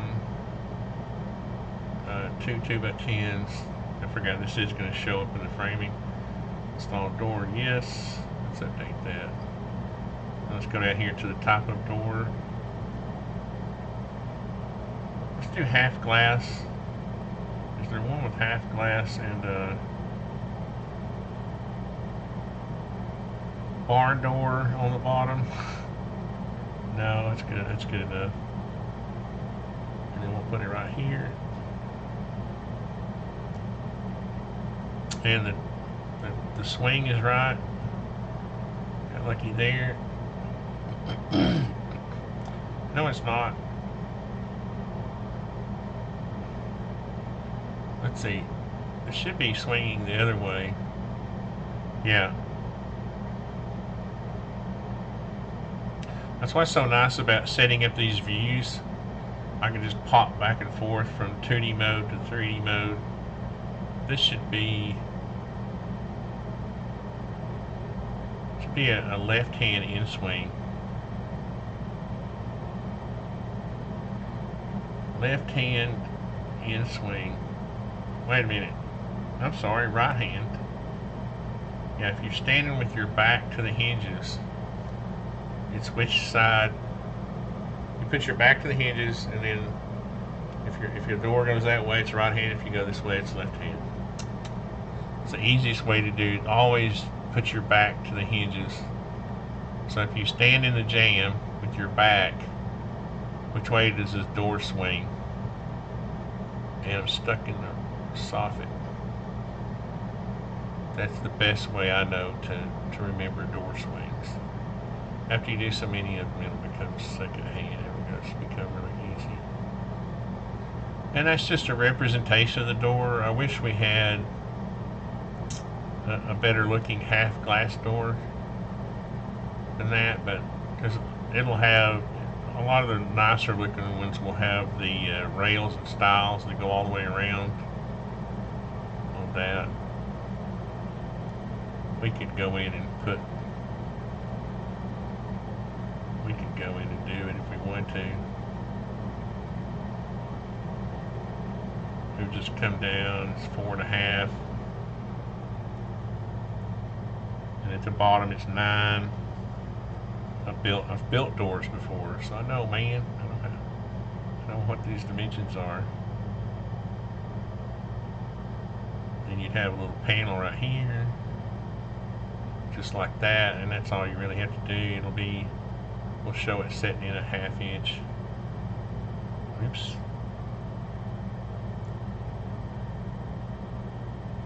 What did I do? Oh, I undid the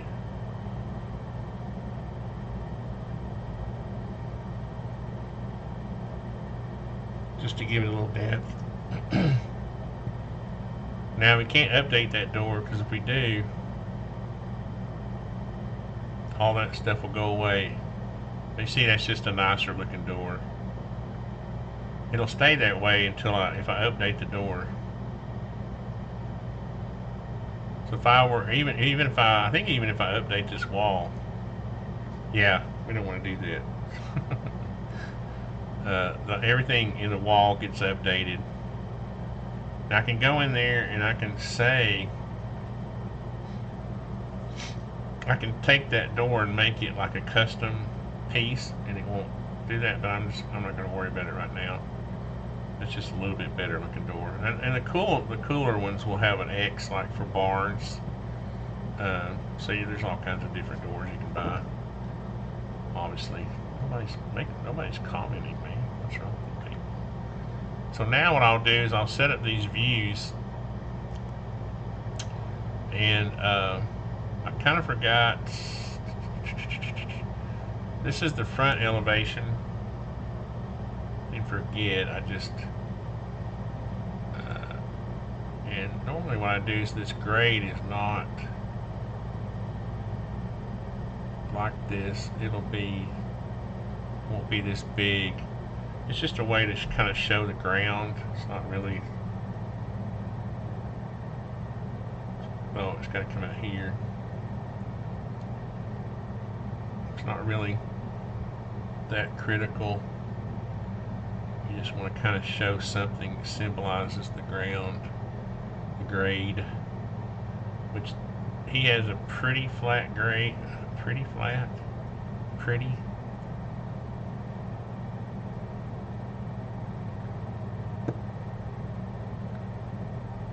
For some reason, this elevation's got off. Like that's not the front. What is this thing over here? Oh. That's the old. I'm honestly about tired of that thing. Every time I turn around, it's turned on, and it's not supposed to be. That used to be there used to be a door in front of over here, and this door was offset, and that little roof was right there. But we decided, I think which works out better, just to center this. And let's get this kind of where we want it. And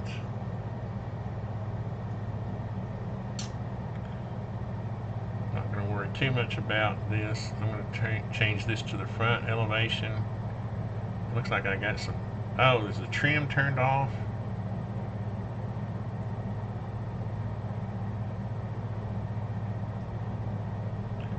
Huh, for some reason I thought I had a trim board up there. I don't know what happened to it. Dang it, this is the thing. You gotta be careful. You can accidentally delete stuff if you're not careful. So one thing I like to do on these even the front elevations is just, see, where did I have it? Right there. Just try to give it some depth. In other words, so have it, instead of just looking straight on, I like to give it like, so you can kind of see the underside of that roof. We'll move it over.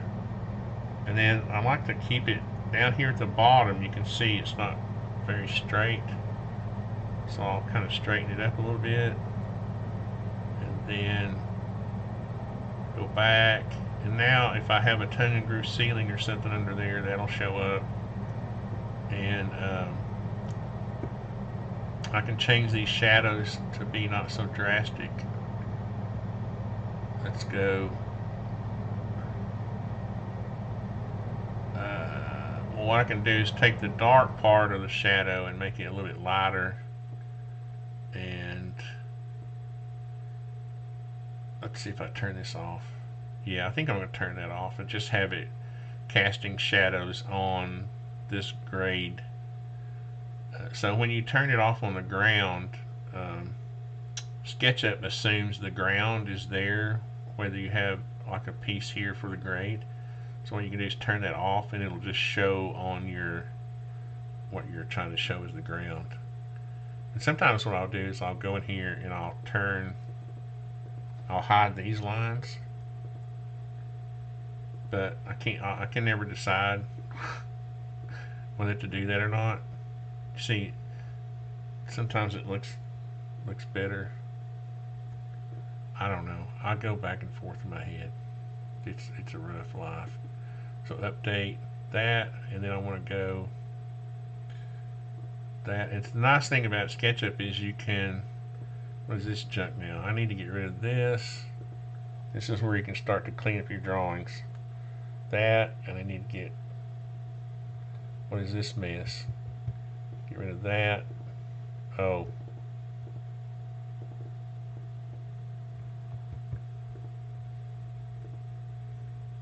I don't need that.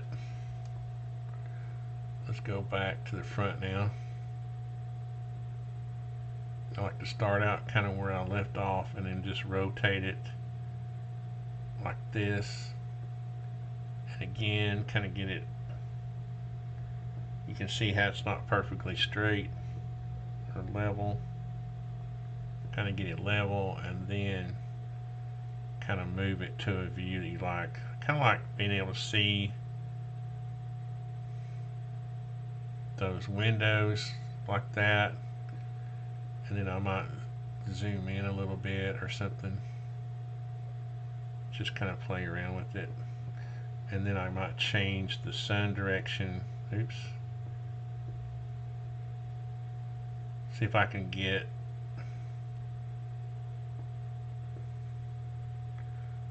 kind of a better shadow line on it. I like that. And that's the kind of neat thing, that's what I was going to say, the kind of neat thing about SketchUp is that you can save that sun direction and azimuth based on the elevation. So if I go back to did I update that? Oh shoot, I meant to update this. Dadgummit. I updated the front elevation accidentally. Dadgummit. So that's this, and now, oopsie, I'm going to go back. I actually don't mind that that shadow. Get it kind of level, and then we'll raise it up a little bit like that. let's play around with this a little bit. Yeah.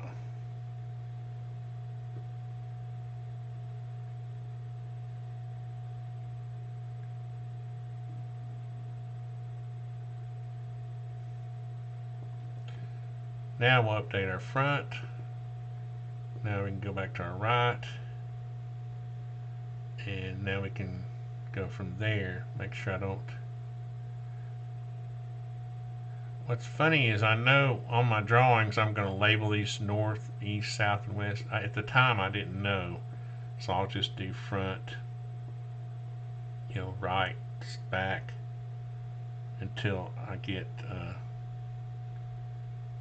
enough site information.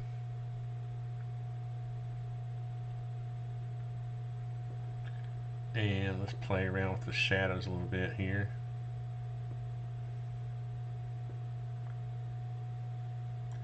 Not that one. Looks like, and one thing you can do to lighten it up is to take the dark part of the shadow. If you don't have much of a shadow effect, what I normally do is make it lighter.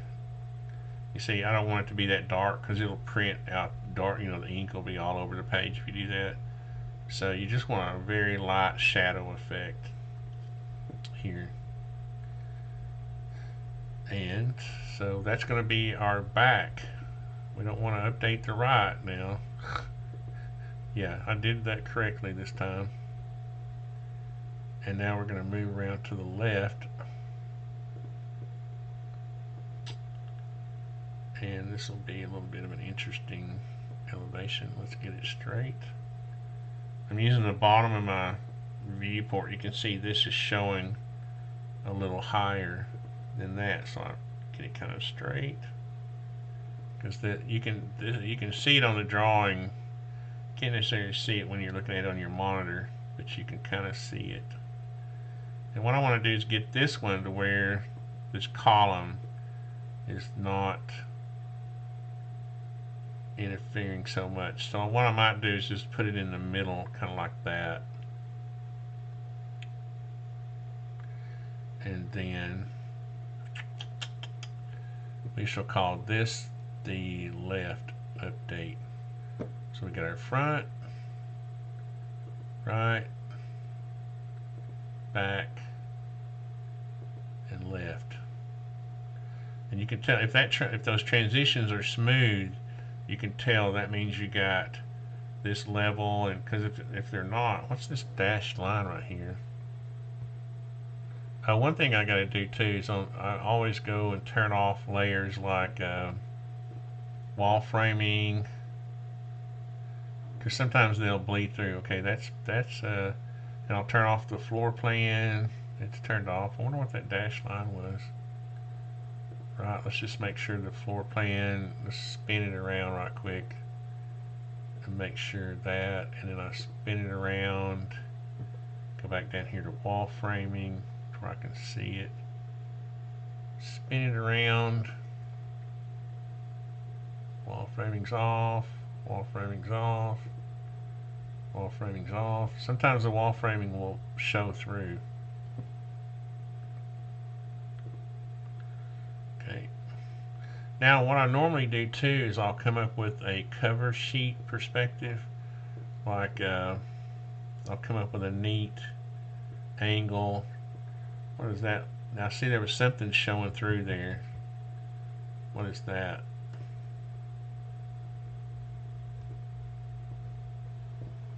That's something in the wall. We don't need that. We don't need that. We don't need that. We don't need that. Wall 2D. We don't need that. We don't need that. We don't need that.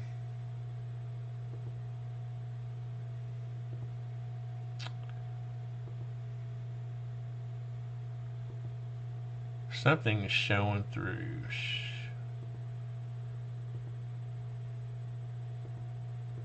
We want our trim, we want our windows. It's probably got something to do with the floor.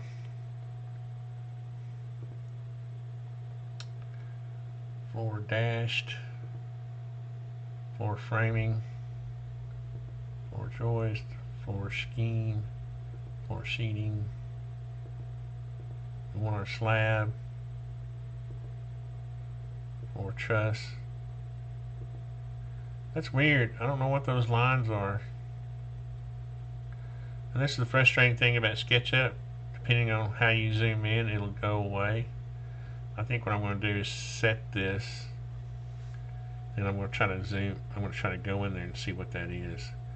What I want to do is kind of show,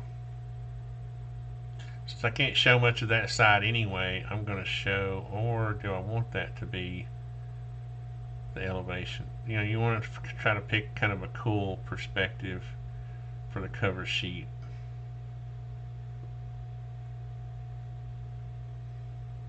Okay, now I'm going to go to my scenes and add a new one. I'm going to call this cover sheet. And I didn't mean for that to be all caps.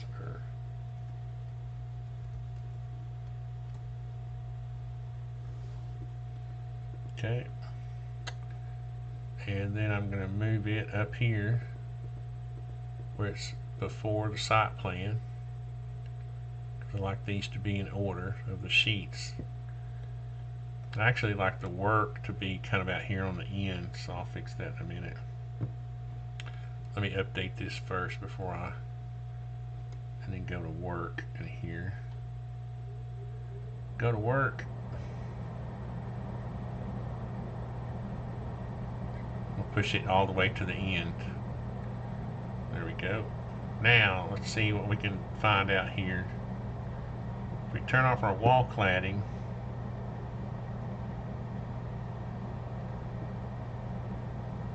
floors, walls, and that's weird because, part of the wall cladding.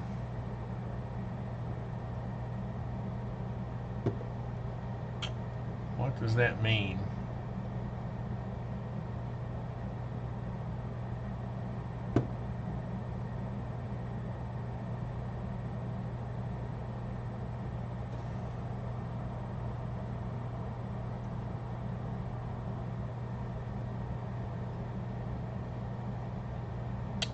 Oh, look at that. That is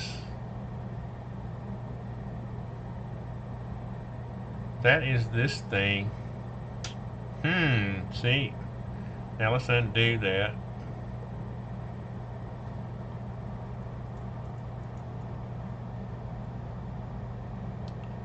And we can find out what's going on. We can turn off the roof. And, oh.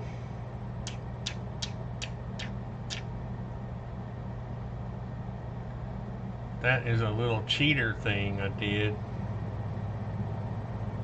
to show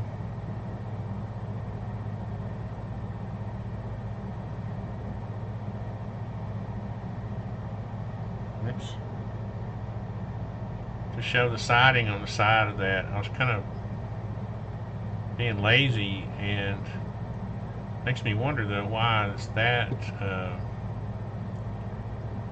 why is this one there, not this one? Oh, it was. Okay. That's what those were. That's those two little ends of those things. Which really don't need to be, but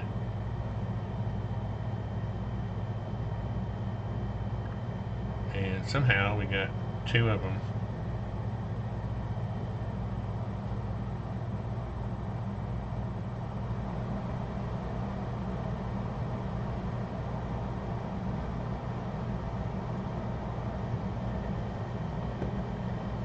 So now let's go back to our cover sheet, and they're gone. Okay, cool.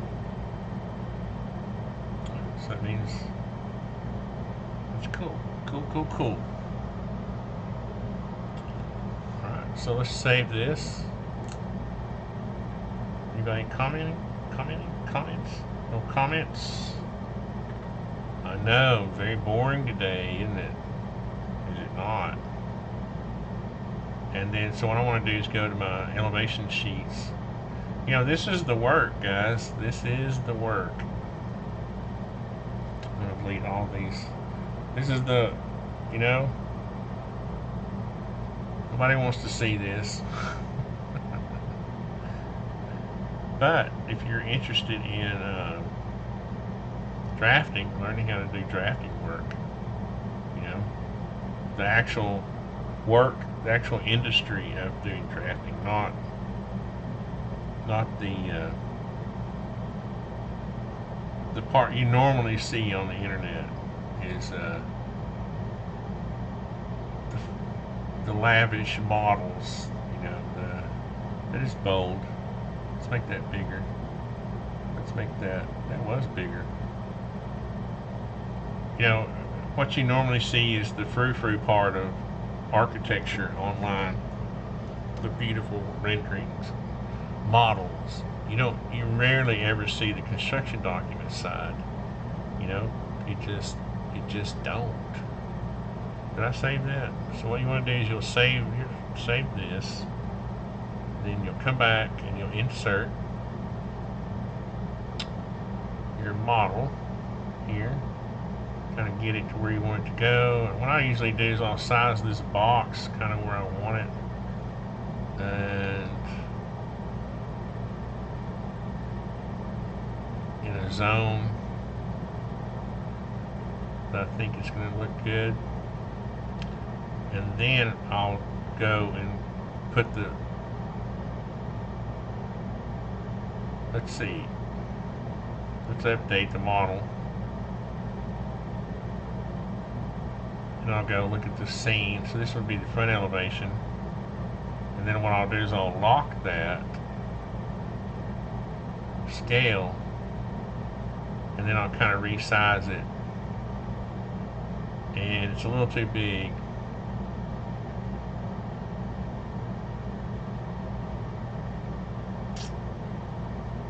Or is it?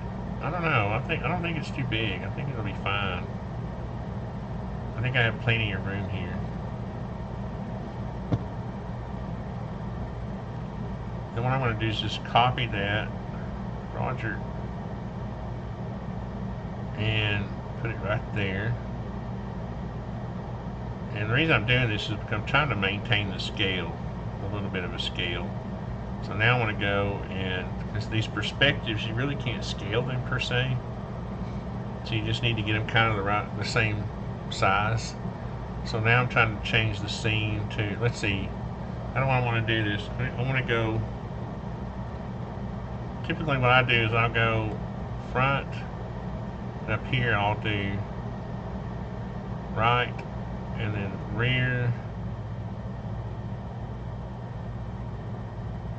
So this will be right elevation. This will be right. This will be rear.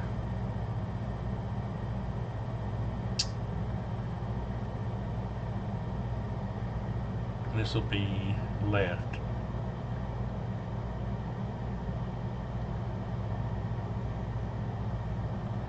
Like that. So you kind of get this effect of going around the circle counterclockwise. And then what I'll do is kind of play with these. Like this needs to kind of zoom in a little, I think. You just kind of have to play with these. Since they are kind of a perspective mode, you really can't scale them like I was saying. You just kind of have to line them up how you think they will look good, the best.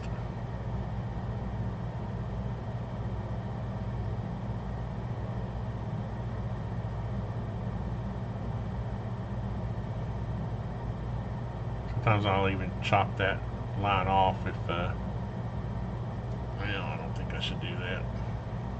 This is where you get into that rabbit hole of perfection. Let's move these both down.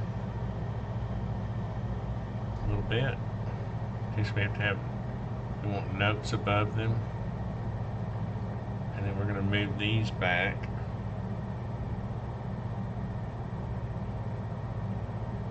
To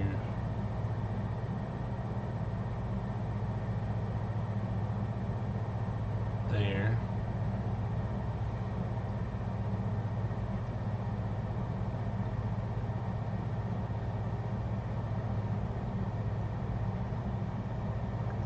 That's good. I even still have these labeled correctly. Then, really, depending on, might want to move this over to where the center lines up a little bit better with that, since I got plenty of room out here for notes. And then extend this over, pull this back.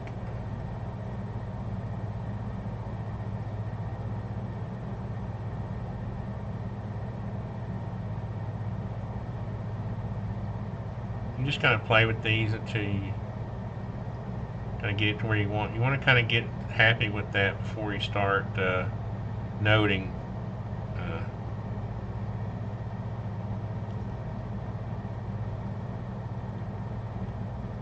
Doing your notes.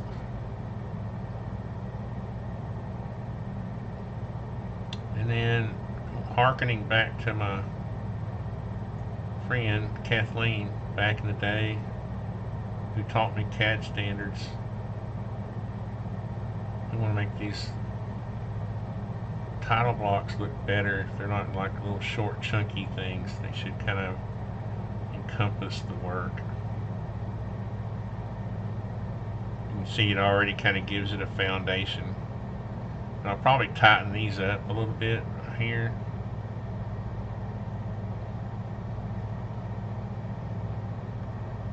Although I want to zoom in so I don't, because they're aligned with the upper ones. I don't want to lose that alignment. And then I might bring the whole thing, well, I might have some notes or something down here, so I'll kind of leave them there.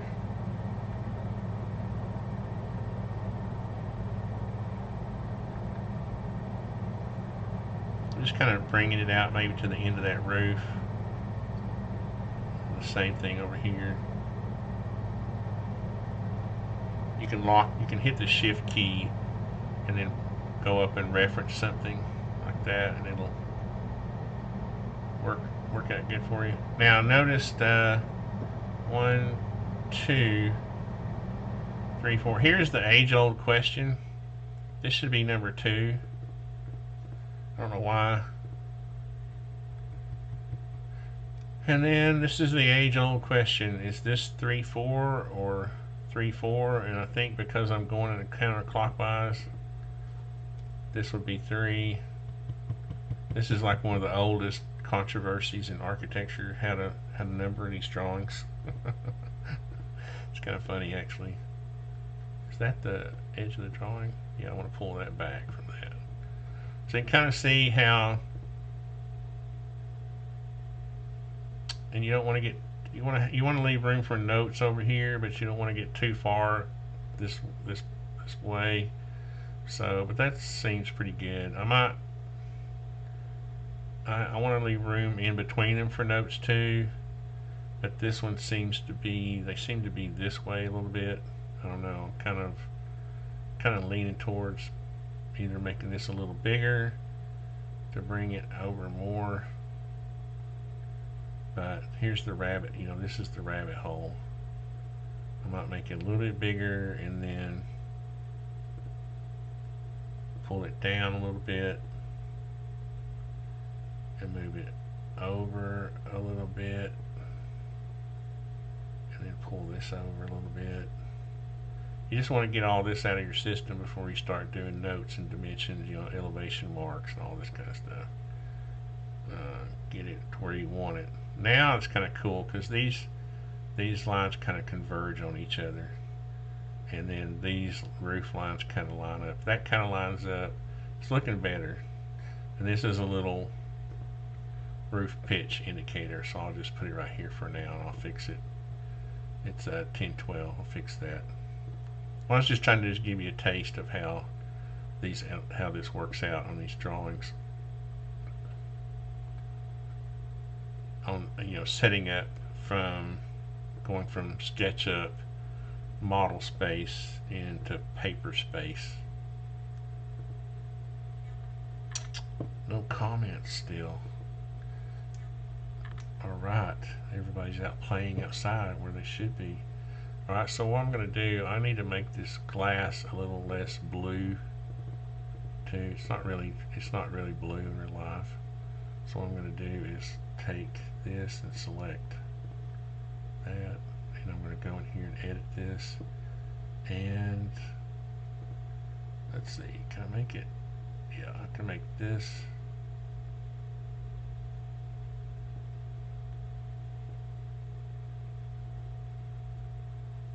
Really don't want to be much of a feature at all. I mean, you kind of want to see through it and you kind of don't. So let's save that and see what it looks like on the drawings now. Just in case someone prints this in color accidentally.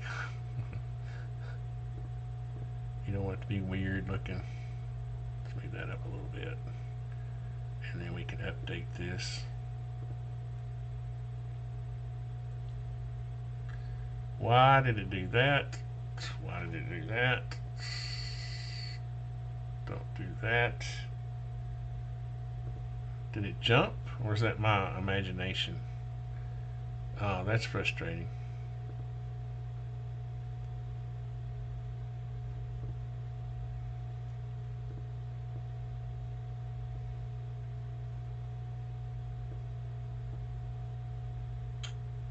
Did it get bigger?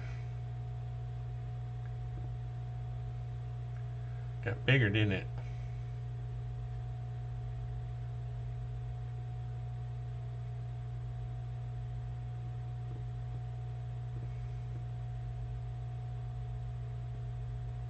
That's what I was saying. You kind of got to get this stuff the way you want it and then lock it.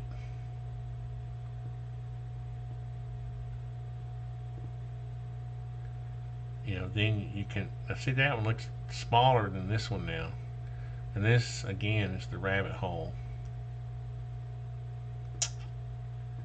The rabbit hole,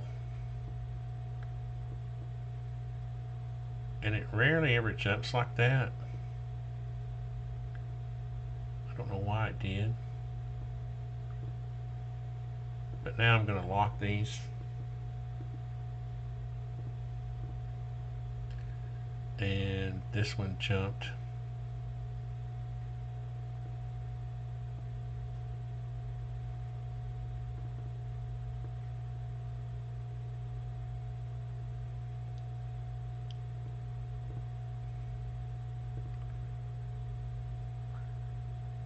I'm going to go lighten up that roof too, because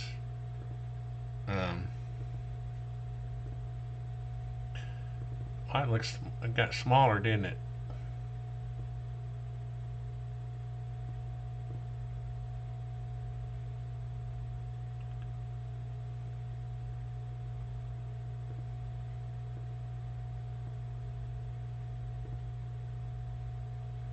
Okay, let's lock these. Let's jump out of the rabbit hole, and then we can take, oh, we can't lock it yet. Let's get this. Let's unlock these and take this and pull it down. I don't know why it's hard to come straight down. Why SketchUp resist coming straight down at a distance.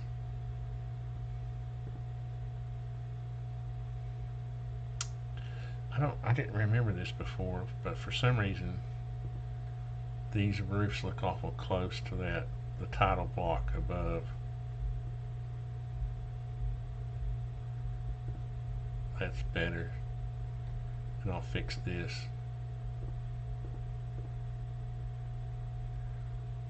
I'm gonna go in here and fix all these. I'm gonna start noting next, but that's super boring, so I'm not gonna torture anybody with that. Clock.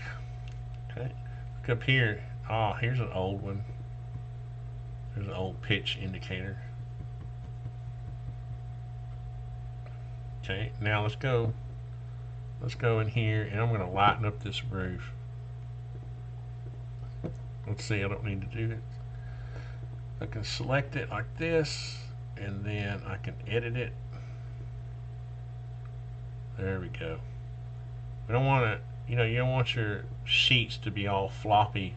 Now when I did that, I exposed something here that the roof framing is still turned on. Caught you, didn't I? I don't need all this. Don't need that. Don't need that. Don't need that. Roof rafter. Yeah. Roof engineering. Don't need that.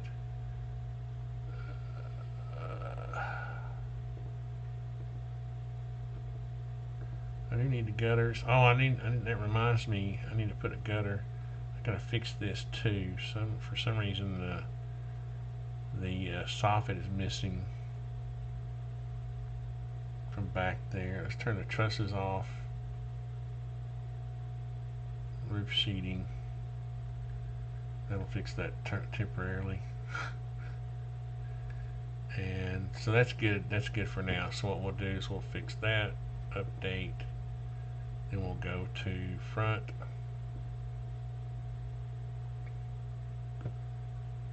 And we don't really have that issue.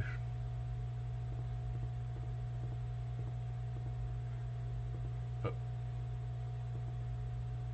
I think I'm gonna leave those on.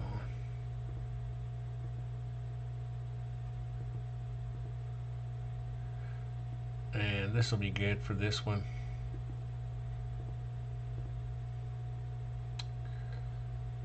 I kind of saw them.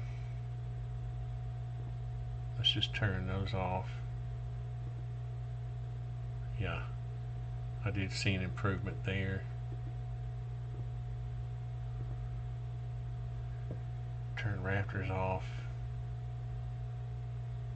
That's okay for this one.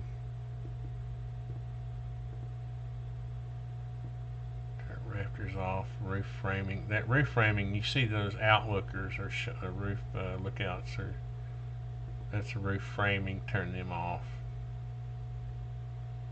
That's pretty good. Update. Then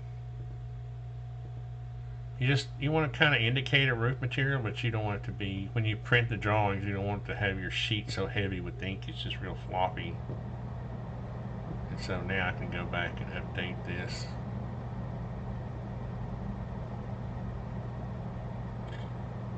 I wonder if since those are locked, if that means I'm going to get that symbol that means it's not updating because it's locked. There we go. Now, are these on? They're so light, I can tell that they're not on hybrid yet. Now, when I do this, it'll lighten up. I mean, it'll darken up. Yeah, there we go.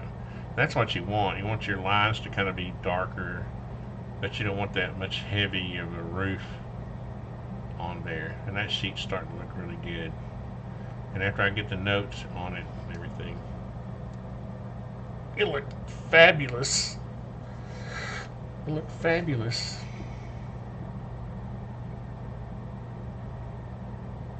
Time is it? 1:34. It's lunchtime, man. Alright, well, I just wanted to kind of go through this, what I think is interesting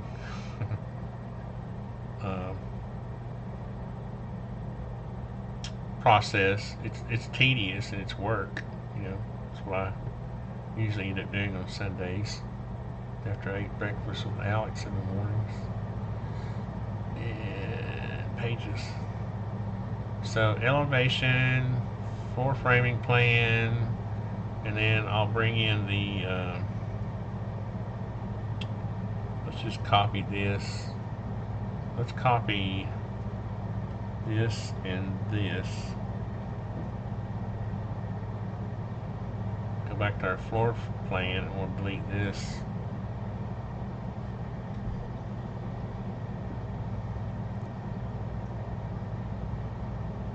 Paste that in there. We can go down here and say first floor plan. And we can change this to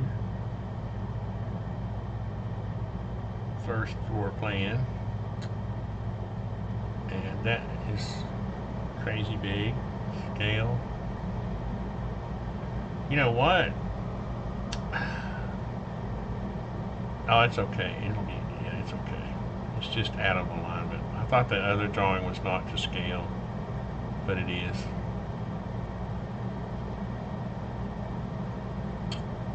Let's see. Yeah.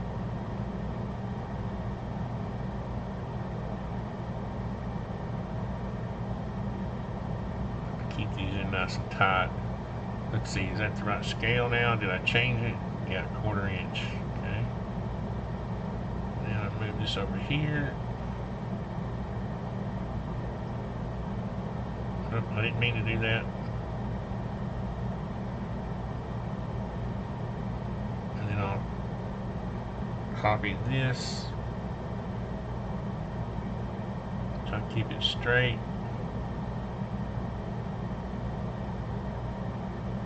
Select this and make it the second floor plan.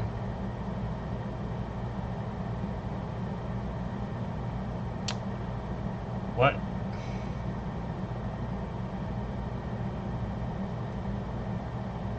Huh. I haven't turned off the roof. That's weird.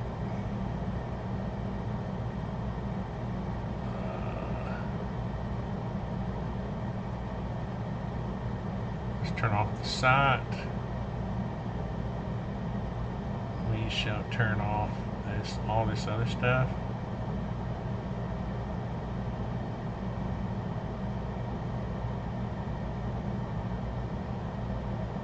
Turn off wall. We just want a simple. I haven't done anything to this floor plan really, so I'm just kind of getting it lined up here. Revision work.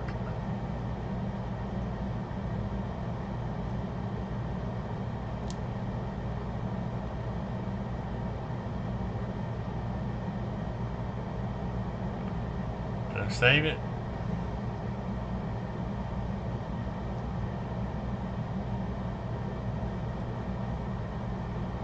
There we go. This will be number 2. This will be second floor plan. Second floor plan. Okay. And I'll get those corrected. And the stair needs corrected. I need to put the windows and the dormers in. Just trying to get the sheets laid out right now. So I got elevations.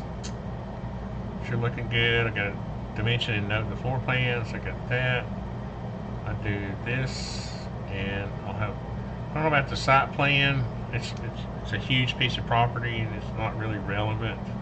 It's like huge, 20 acres.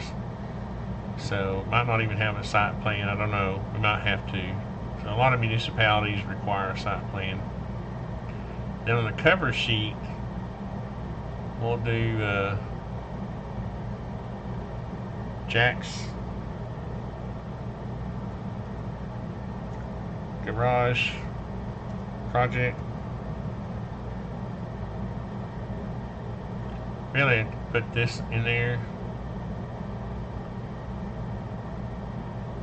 What is going on here? Oh, we can go to here and we can copy.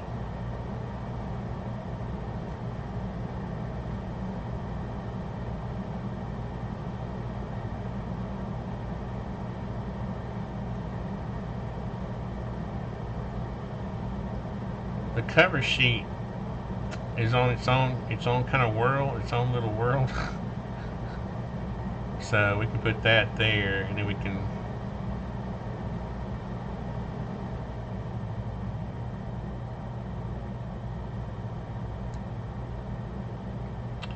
and this is just kind of a placeholder for all this,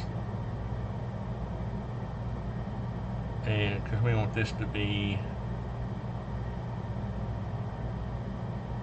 text, we want it to be centered, and we want it to be huge, and then we want to bring in the model,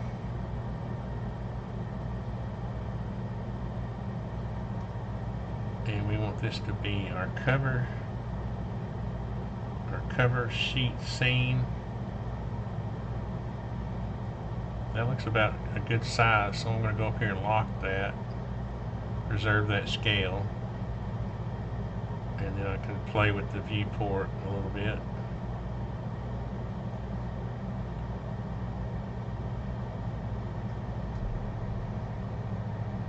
Here we're just trying to get it, you know, to where it looks kind of nice and even,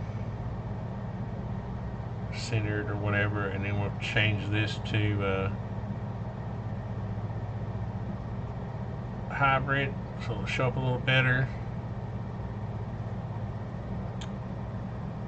And then I'll fix my drawing list, and I'll look at these notes, see if they're applicable. And we're getting there, man. We're getting there. Probably will have to do a site plan. I actually have another drawing. I go in here, let's see. I don't really need these notes. I do need a north arrow. Well, I have a north arrow, which is in my drawing. This is my custom north arrow, okay? Yes.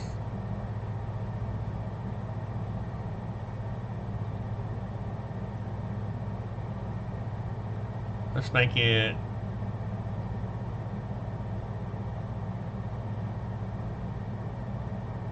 well, I should do this in increments, or I should make it like start out with 0.2 comma 0.2, just to make sure I'm not getting it out of whack. Yeah, this is my custom artisan north arrow. You like it? Isn't that pretty? And we'll make it, I can see the lines are jagged in raster mode. We don't want our artisan north arrow to be jagged, so we will make it hybrid.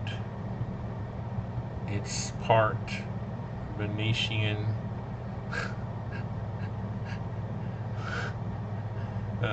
anyway, bad inside joke.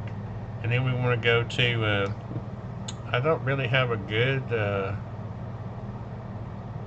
don't really have this worked out very well yet. I have this separate site plan because it's so large. You can see I had this mesh going and all these buildings. It's just a mess right now, but this will be a placeholder for it. So what I might do actually is, let's go to our cover sheet, and we'll save this, and we'll just open it up right quick. I had everything in this drawing,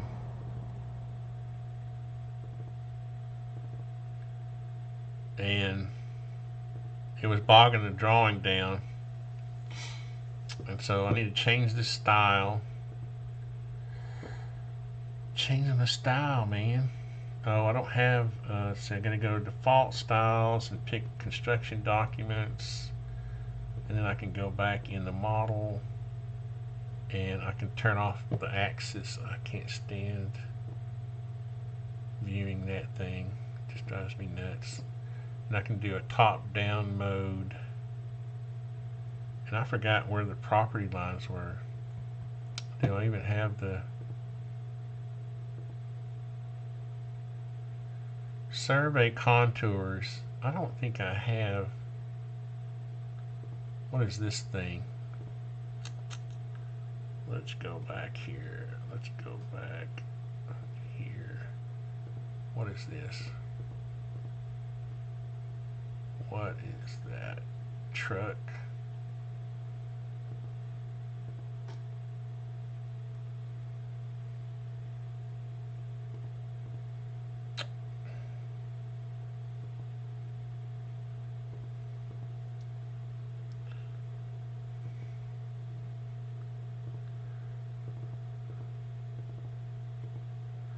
I think what I want to do is get rid of this color, obviously, and or I can just edit it to make it white, so I don't have to worry about anything. That ain't right. Is that gray looking? What I'd like to do too is hide these edges.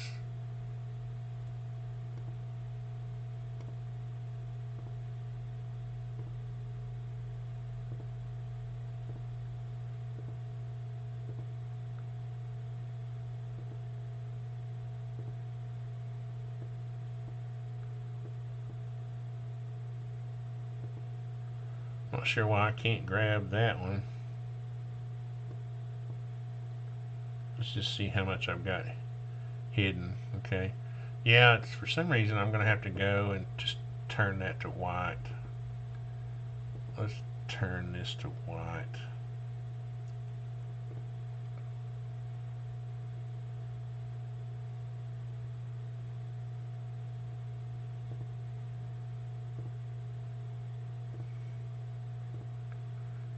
Yeah, and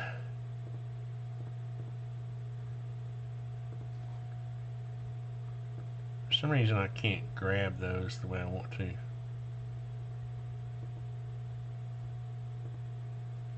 What is that about? What in the world?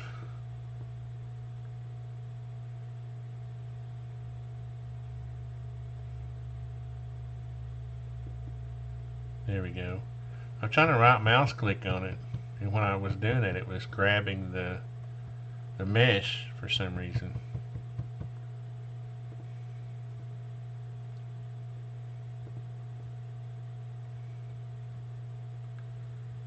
Yeah, and what I'm going to do is change the. Well, I'm not going to change anything right now. That's a truck. I don't think I need that truck. Alright, so let's just go back out here, and I'm not sure how much of this site we're going to show, but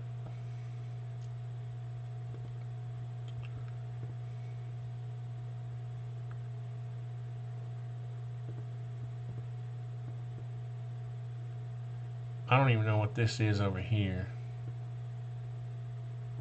What is that? I'll have to figure that out. This is our building, but it's not our building. I need to copy the building and put it in here. Maybe it doesn't matter. Well, except that it doesn't have a roof on both sides. So let's do some construction lines here.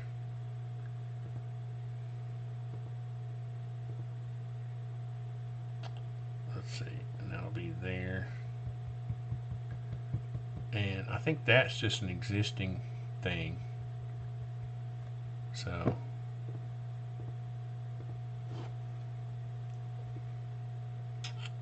what we'll do is go back into that drawing temporarily. We'll just copy. This might bog this down, but we'll say yes. I'm gonna copy this whole thing.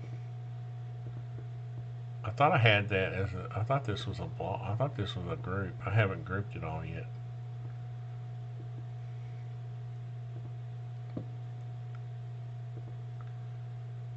Copy. Roger. Let's see.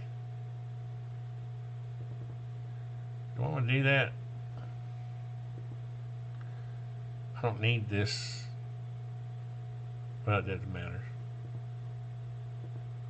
I can delete it.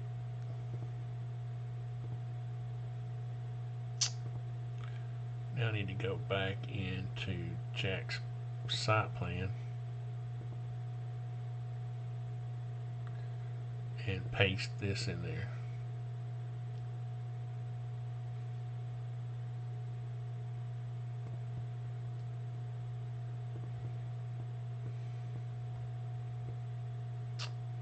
And this is going to tell you we're going to have to it's going to have to do a little bit of grading work here, but no big deal. Oh, this is why I wanted to get rid of this,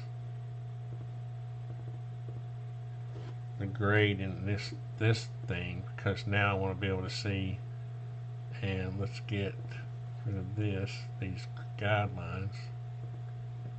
Let's turn on the shadows so we can have some light. And yeah, you see that kind of shows you how much grading he's going to have to do. And since this is not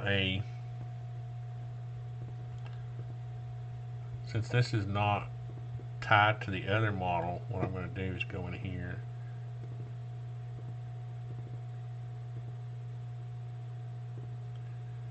just to kind of demonstrate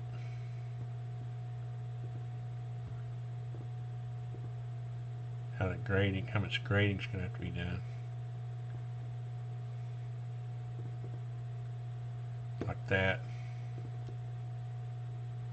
Now I don't know if this is the exact location.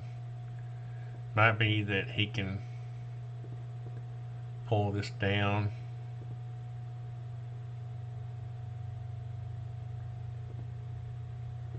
or find a, it's pretty good though. I think if I look at this from above,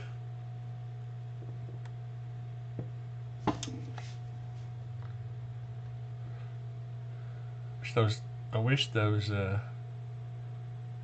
ridge lines weren't so. I do know one thing I need to do. I'm going to get rid of this gutter in this one because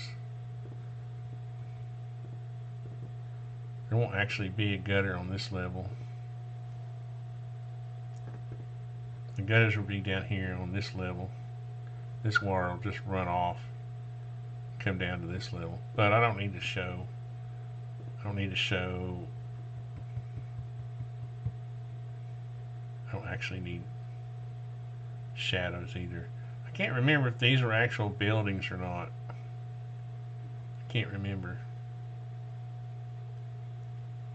So I think for now I'm just going to kind of show this view. Oops, I want to be straight down. And for now, I got to get out of this mode I'm in here. For now, I don't know how much of this he wants to show. We're just going to create a scene like this. Don't make a scene, man. That's what my mama used to tell me. Site plan.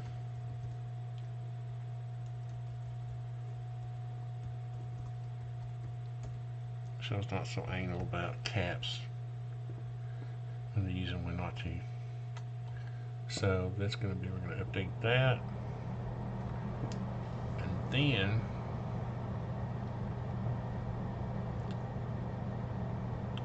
we're going to save this and go back to our sheet and update this. And we're going to call this the site plan. And it's pretty close to what it was. See, if you don't lock that, preserve that scale, it will start, if you start adjusting the window, it will adjust on drawing scale. We'll just have to decide what we're going to do how how big of a thing we're going to show. And then I don't know why I don't have the property lines. I don't know why. What happened? I thought I had them.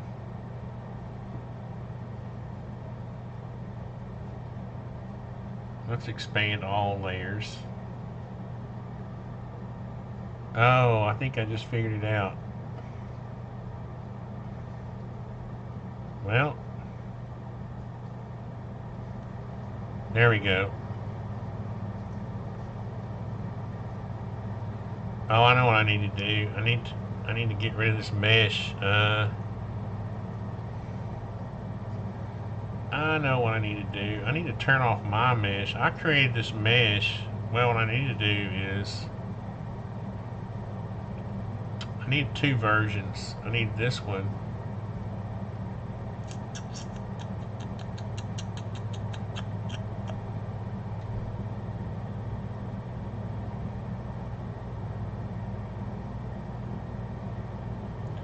Actually, I just need to turn mine off.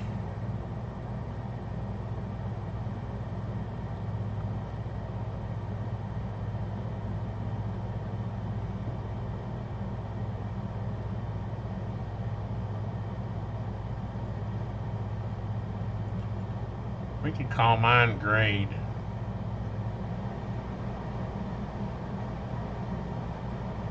Turn it off. Well, I see what's going on here. Mine, I need to take mine out.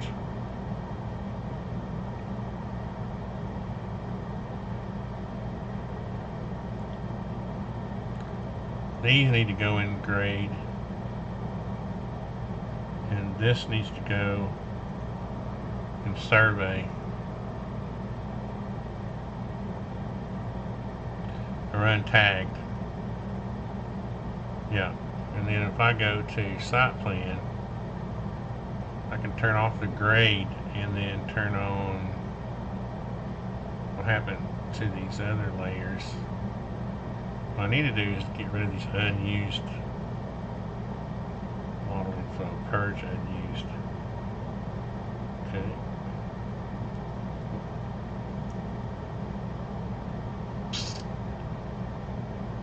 Lines, boundary. We're going to make our boundary. I like this line style. And then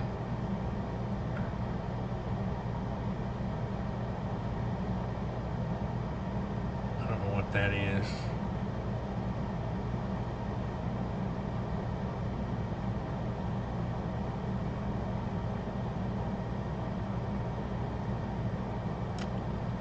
Where is his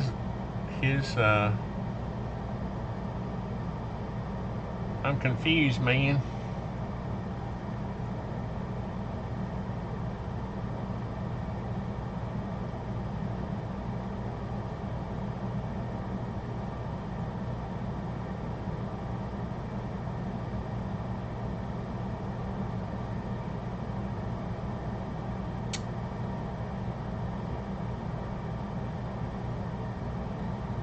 I don't want to cover up. Something's weird about this. I think what I did was I accidentally took these boundary, I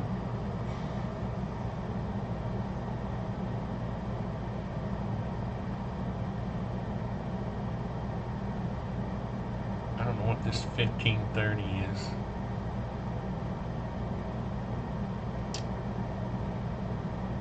I think that's elevation. I think what I accidentally did was I took the lines that were there and I elevated them. Yeah, that's what I did. I moved them up. It took me a long time to do too. So what I need to do is create a copy of this.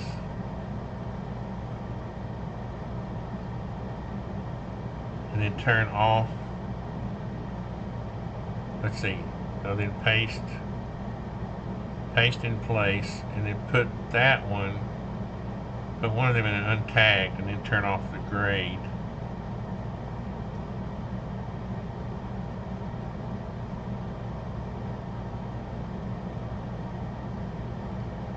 Yeah, and then this one's untagged, and then I can go in and delete the mesh,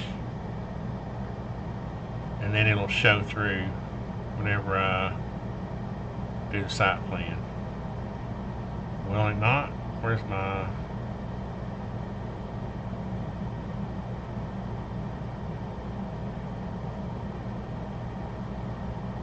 Now I'm confused again. Oh, for some reason it's still there. Oh, wait. Turn off the grade. Turn off the grade. Okay. Alright.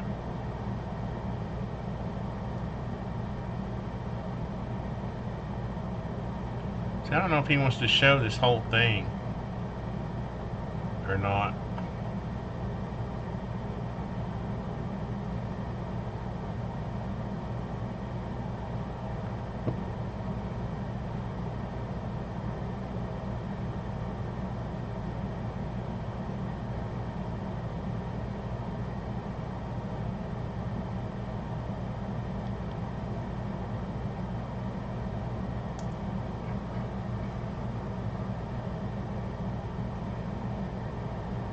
What we might do is do like a site map. Like this might be the site plan, maybe a zoomed in version.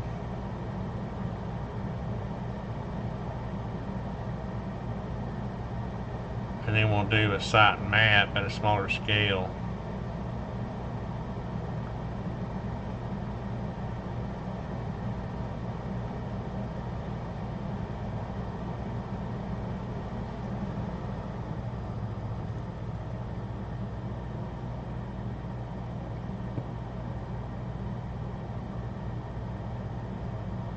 Yeah, this way we can kind of, when we zoom in, we can show driveways and that kind of stuff, the roads and that kind of stuff, whatever. Still, this is still bugging me right here though. I think I'm going to change the color of this.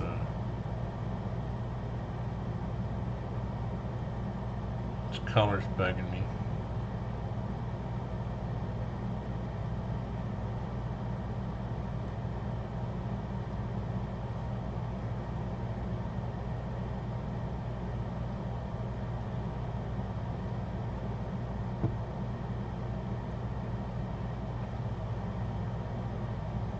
Yeah, that's better.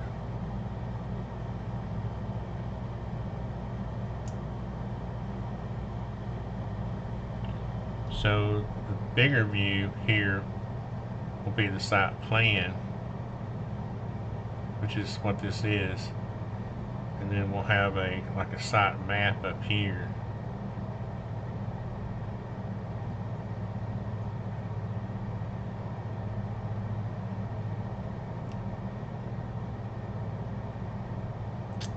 Maybe we do it here and we do put our north arrow here somewhere.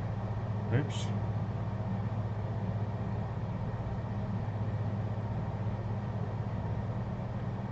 Kind of fill in that hole a little bit. Well, where did that go?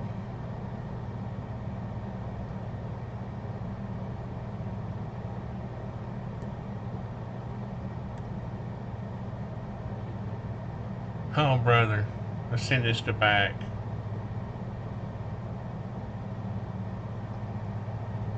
There we go. And then this will be here.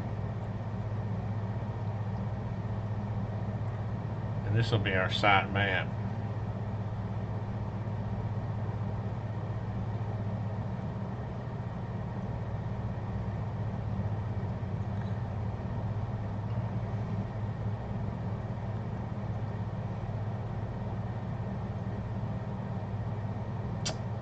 Well, did I save it?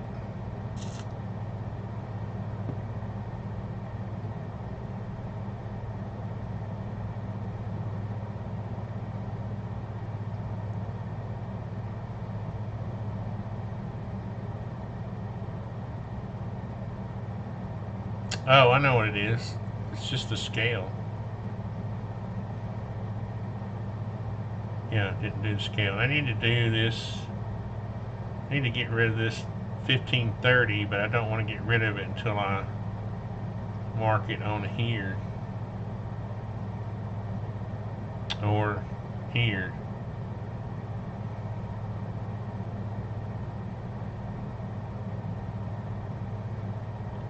Because I actually want to keep up with that, but this is kind of weird the way this is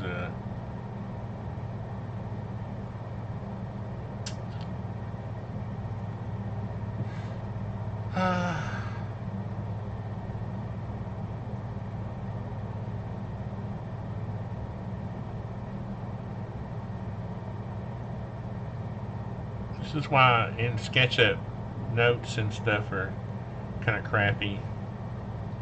I'll just have to let's put this in its own layer and I'll just turn it off, but I don't want to lose it. We're going to call it 1530.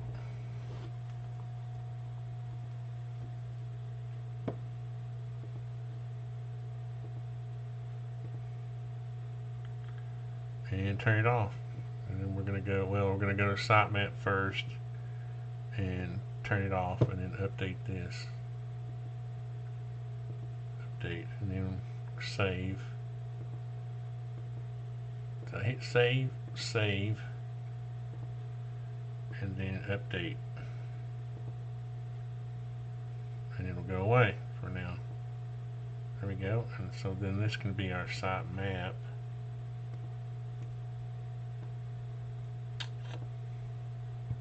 What is our scale here? Let's go to, let's see what 1 inch equals 20 feet. That's way too big. Let's try 1 inch equals 30. Oh man.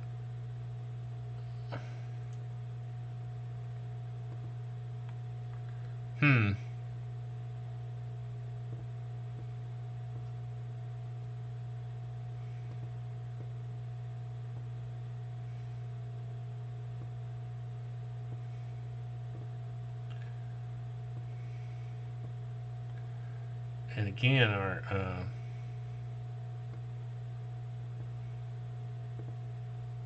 what was this scale? 1 inch equals 40 feet. Now we want to move our north arrow because we don't have that hole anymore. We will put it right here. Why?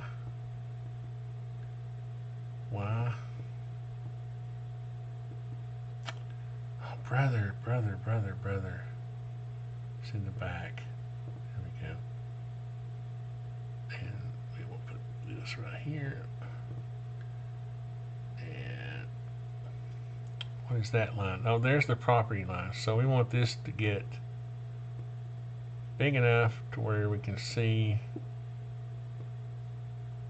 I really want to see on this one, we want to see some of the property lines. So what we might do is 1 inch equals 50 feet. And why are these oh, there's the property lines. Let's make sure this is on, yeah, on hybrid. And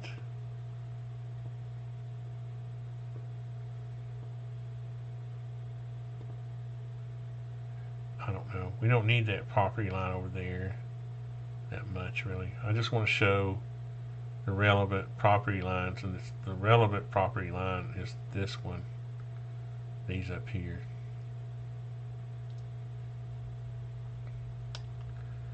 The reason I was doing it is I want to get this kind of sized right. So this would be 1 inch equals, this would be an engineering scale, not an architectural scale. 1 inch equals 50 feet. And which is not normal for a residential site plan, but in this case it's going to be fine, I think. And how do we want to do this? Do we want to put this up here and then bring this over a little tighter, and then bring this over, copy it, get it kind of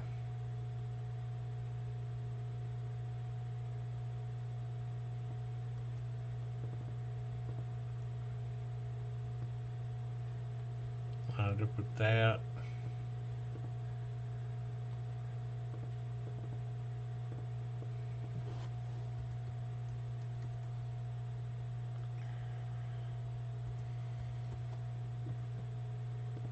I have no idea what this scale is. We're going to find out though. Let's see what it says. 1 to 876. Let's see. 1 to 1,000 is going to be 2. Oh, wait a minute. That doesn't make any sense. 1 to 100. 1 to 300. There we go. 1 to 200. I think that'll work. Oops.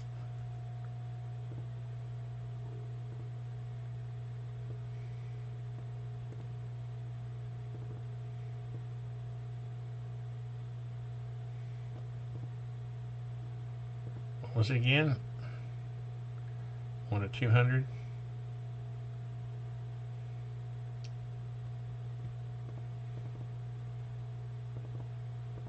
1 inch equals 200 feet.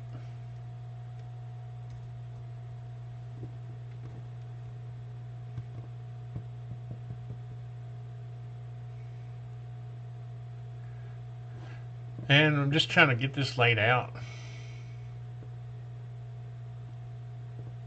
That's kind of big. So we're going to bring it on down a little bit. Let's see, 0.75, 0.75, comma 0.75, just to make sure I got the proportions correctamundo. And then I need to put the driveway on. Let's go back and make this roof a little lighter here.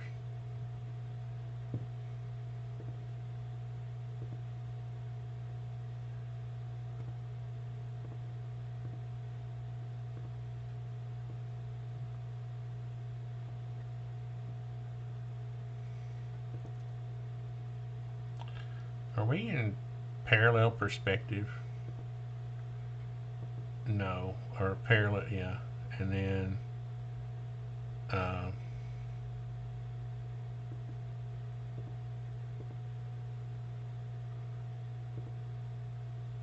parallel projection, I meant. That's what I meant to say. I thought there was something weird that looked about this. So this, I don't know where, I forgot where this came from, but we don't need this.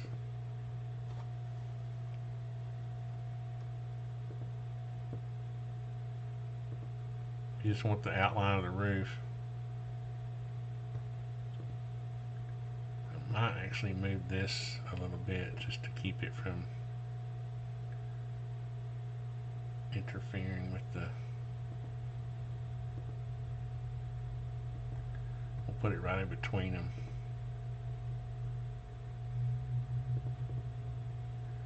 Site plan, site map.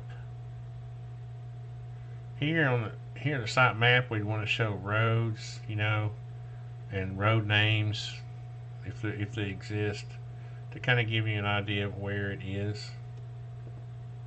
That's kind of the point of the map, the site map, and to give you an overall shape of the property. And then the site plan would be more specific information like driveway, you know, all that kind of stuff. And on this one, we might even, let's see, yeah, we might play around with line weights and that kind of thing on this one. But what we're trying to do is get our sheets laid out for the most part right now. Site plan, make this a little bigger. I think it was like 48. Yeah. A1. If it's typically what I'll do is, if it's a graphic site plan, and not a not a civil drawing, I keep it an A. I keep it an architectural label, like A. Actually, yeah. Normally I'll make it AS, like AS1, and then we'll start with the floor plan. Would be moved up to here, and it would actually be A1.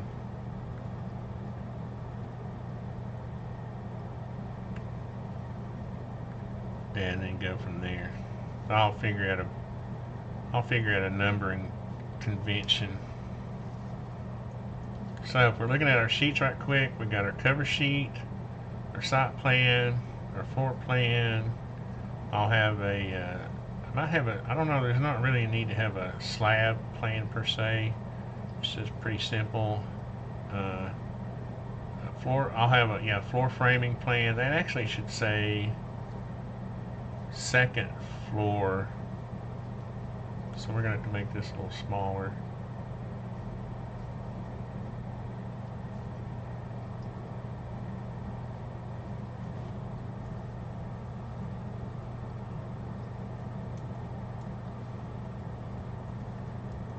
Why my finger keeps hitting that end? Second floor framing plan, second floor framing plan. Then here,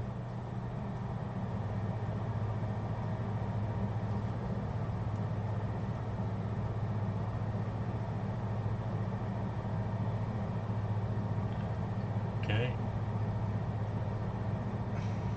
Oh, I got to go. How long have I been going? 3 hours. 2:48, not bad. So pretty productive day.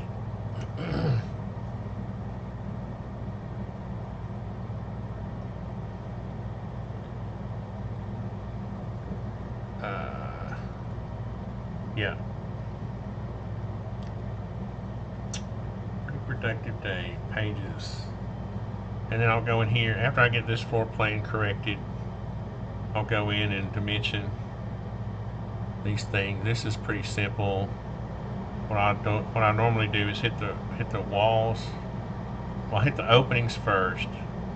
But since there's no openings on this one, I'll hit these inside wall dimensions.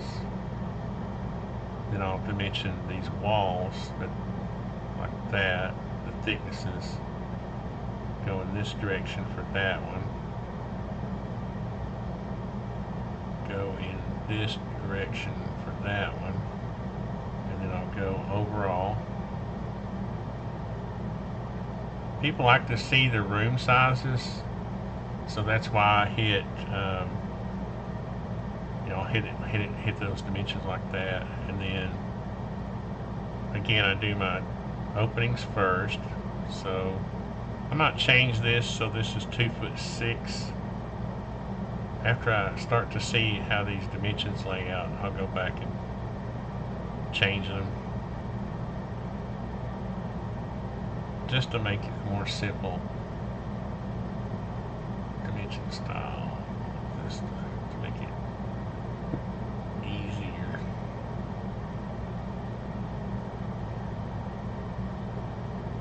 Up to here. 12 foot's a good dimension. 3 feet, I like that. Like that right there. Now these go up on this. When you have windows and doors, these wall thicknesses go up on the next hierarchy. You'll see why in a minute. Well, let's see. Let's do this. Because now we want to come from here to here. Well, let's go back this direction.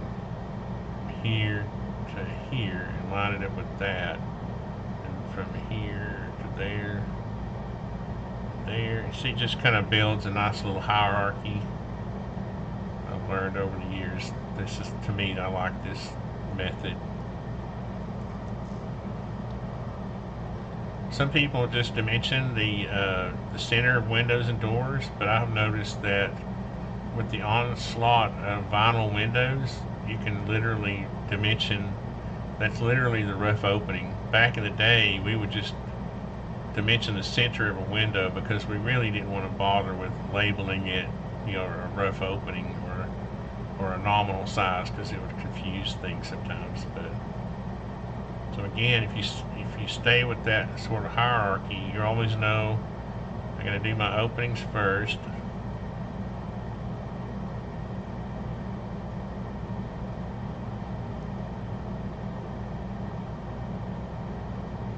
Then I do my overall.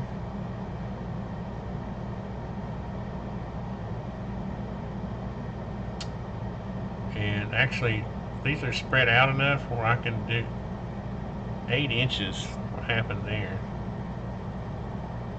It's supposed to be 6.5. This is, there's not that many openings here, so I can do, just kind of do that.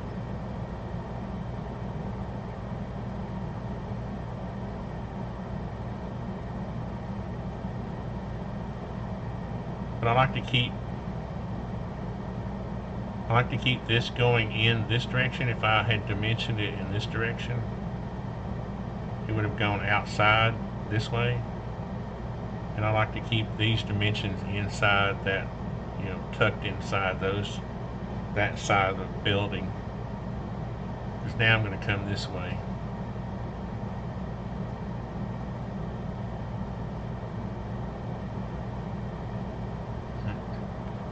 If I come back towards this, I can snap it to that.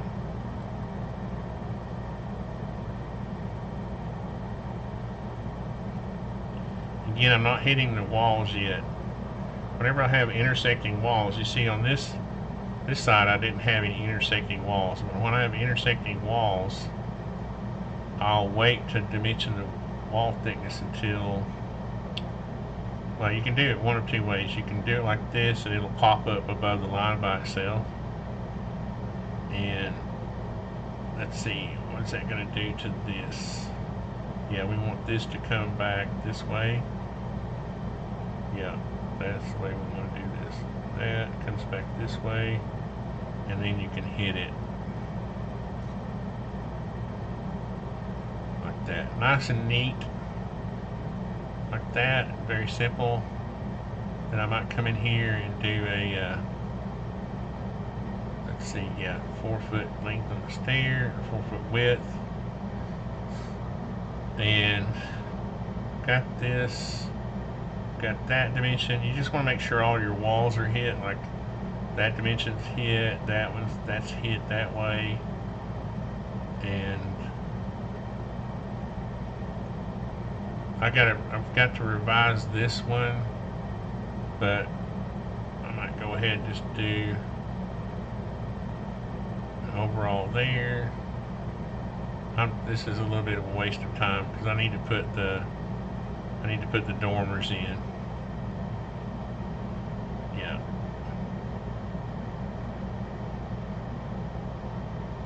But by the end of the day, what I want to do is send him, you know, rough go at all this stuff. Let's see if we have any. Oh, hey Richard, how's it going, man? Oh, here. They left a long time ago. I've been going for like almost 3 hours now. It's kind of funny. And so let me go back to my this, I want to go to I need to fix those ceiling joists. But let's go to the second floor plan. And I know I have windows. I have these dormer walls in the middle, or I have these windows. Let's go to first floor plan, and I'm going to copy these.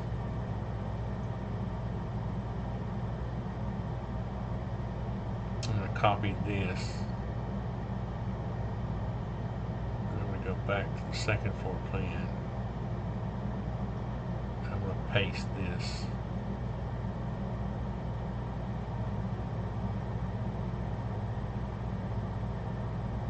Right there.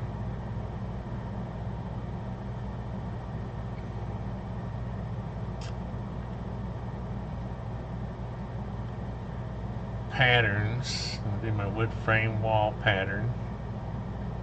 What happened to it? There it is. That'll help darken up the windows. Now there's no garage door on the second floor, so I got to fix that.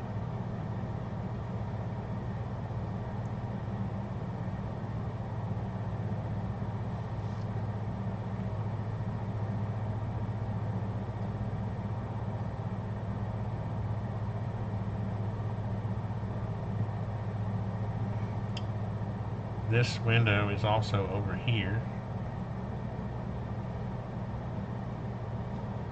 Oops, gotta copy it.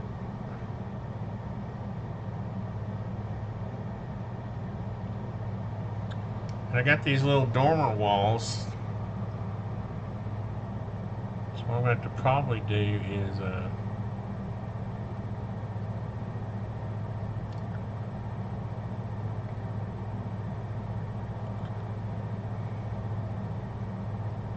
sure that's updated, and then go to work and measure out to out. I can't remember, was this 18 feet? Oh, 16 feet. And they come back in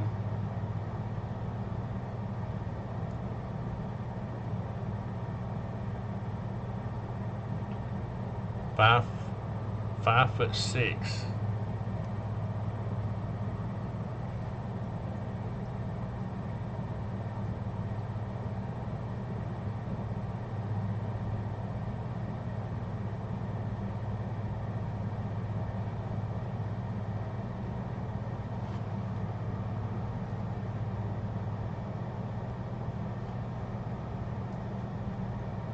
Dormer's pretty big.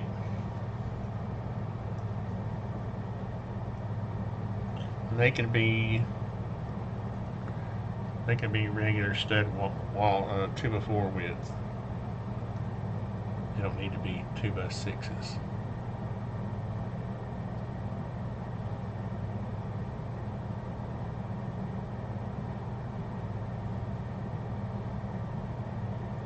That's from the outside, right? Yeah.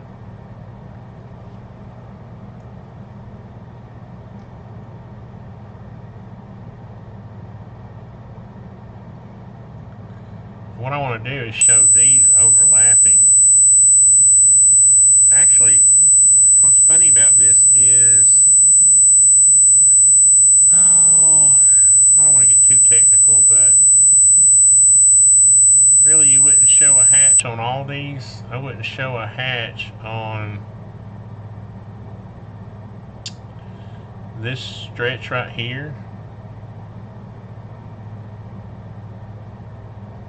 Yeah, I may look at that. And these walls, what happens here is that this goes like that, like these walls stick up above. So you'd show it where this line interrupts that one.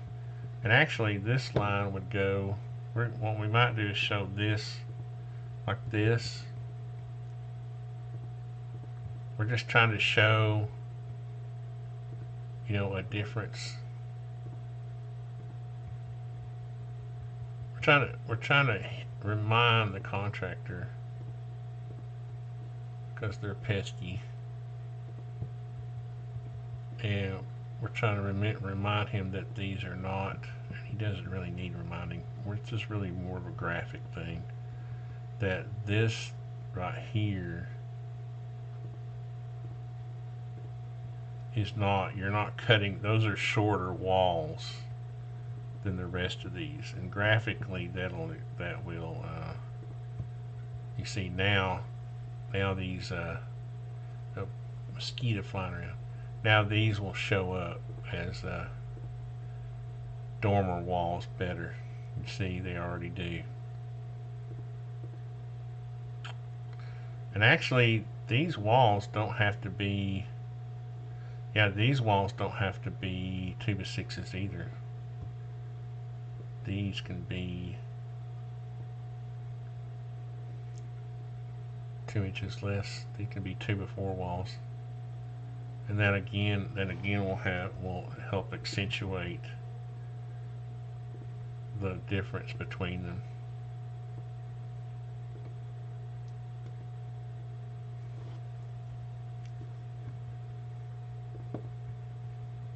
Yeah, see, actually, it's funny though, none of these upper floors have to be 2x6.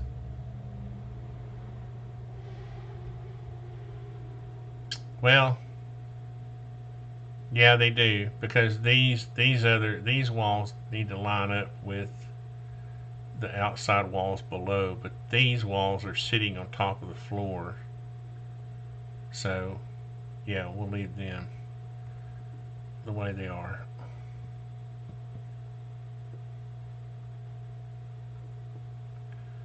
It's funny though, when you start getting into you know, at this point where you're setting the sheets up and all that, you start to think about those kind of details.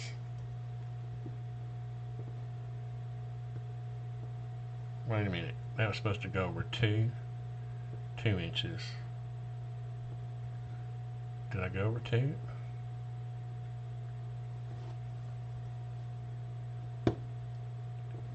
And then this window line can come back 1.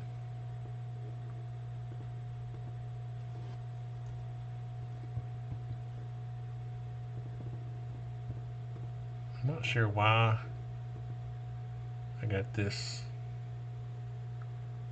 This didn't matter. And I gotta fix this floor, this stair. But let's see how this reading now.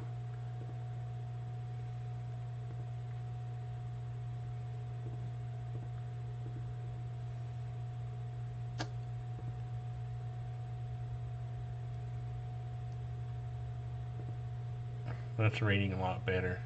That's why I said I had to kind of get that worked out before I. So we're going to go there. Am I going to do that, or does it? What am I trying to communicate here? I might just go here.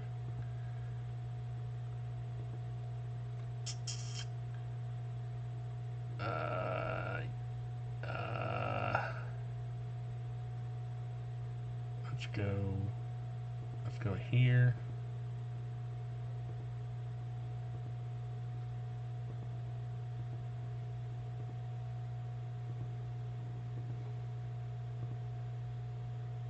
We're going to move this other dimension line up.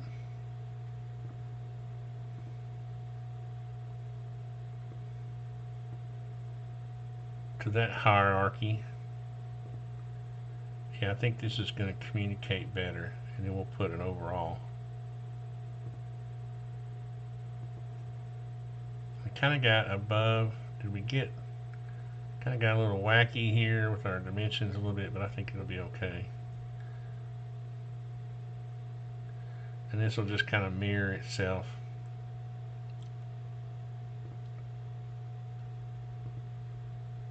You technically wouldn't have to dimension this again, but it might look kind of bare.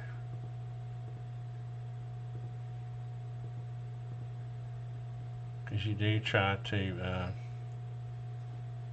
let's see, I know what I see. Forgot my hierarchy. I gotta move this one to there, and this one to here. Then this one.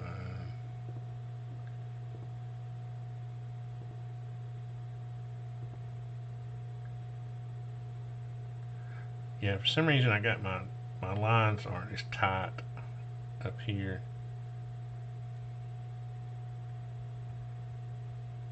I'll fix it. Okay. So anyway, I really have to go, and I'm almost at 3 hours. So that just kind of gives you a really good taste of going from, you know, model space to paper space. Save, you know, go back to our cover sheet. You know, kind of going from a model space to your paper space. We'll go to our sheet. You know, the sheets are 24 by 36 standard architectural size sheets. So now we got our cover page roughed out, we got our site plan roughed out, floor plans roughed out, and then foundation. I think I'm going to delete this one. We don't need this one. Floor plan, second floor framing. The reason I'm doing a framing plan, normally I wouldn't necessarily do one, but on this I felt like it was necessary to show the trunk in the space in the trunk for trusses and their elevations. But you can see if I need a place to do some details now, I can. I've got plenty of other sheet space, and I'll probably work out some details. Anyway, I want to thank you for watching, and been going for 3 hours now. I need to take a break and make some phone calls. So thank you for watching. We'll see you on the next one.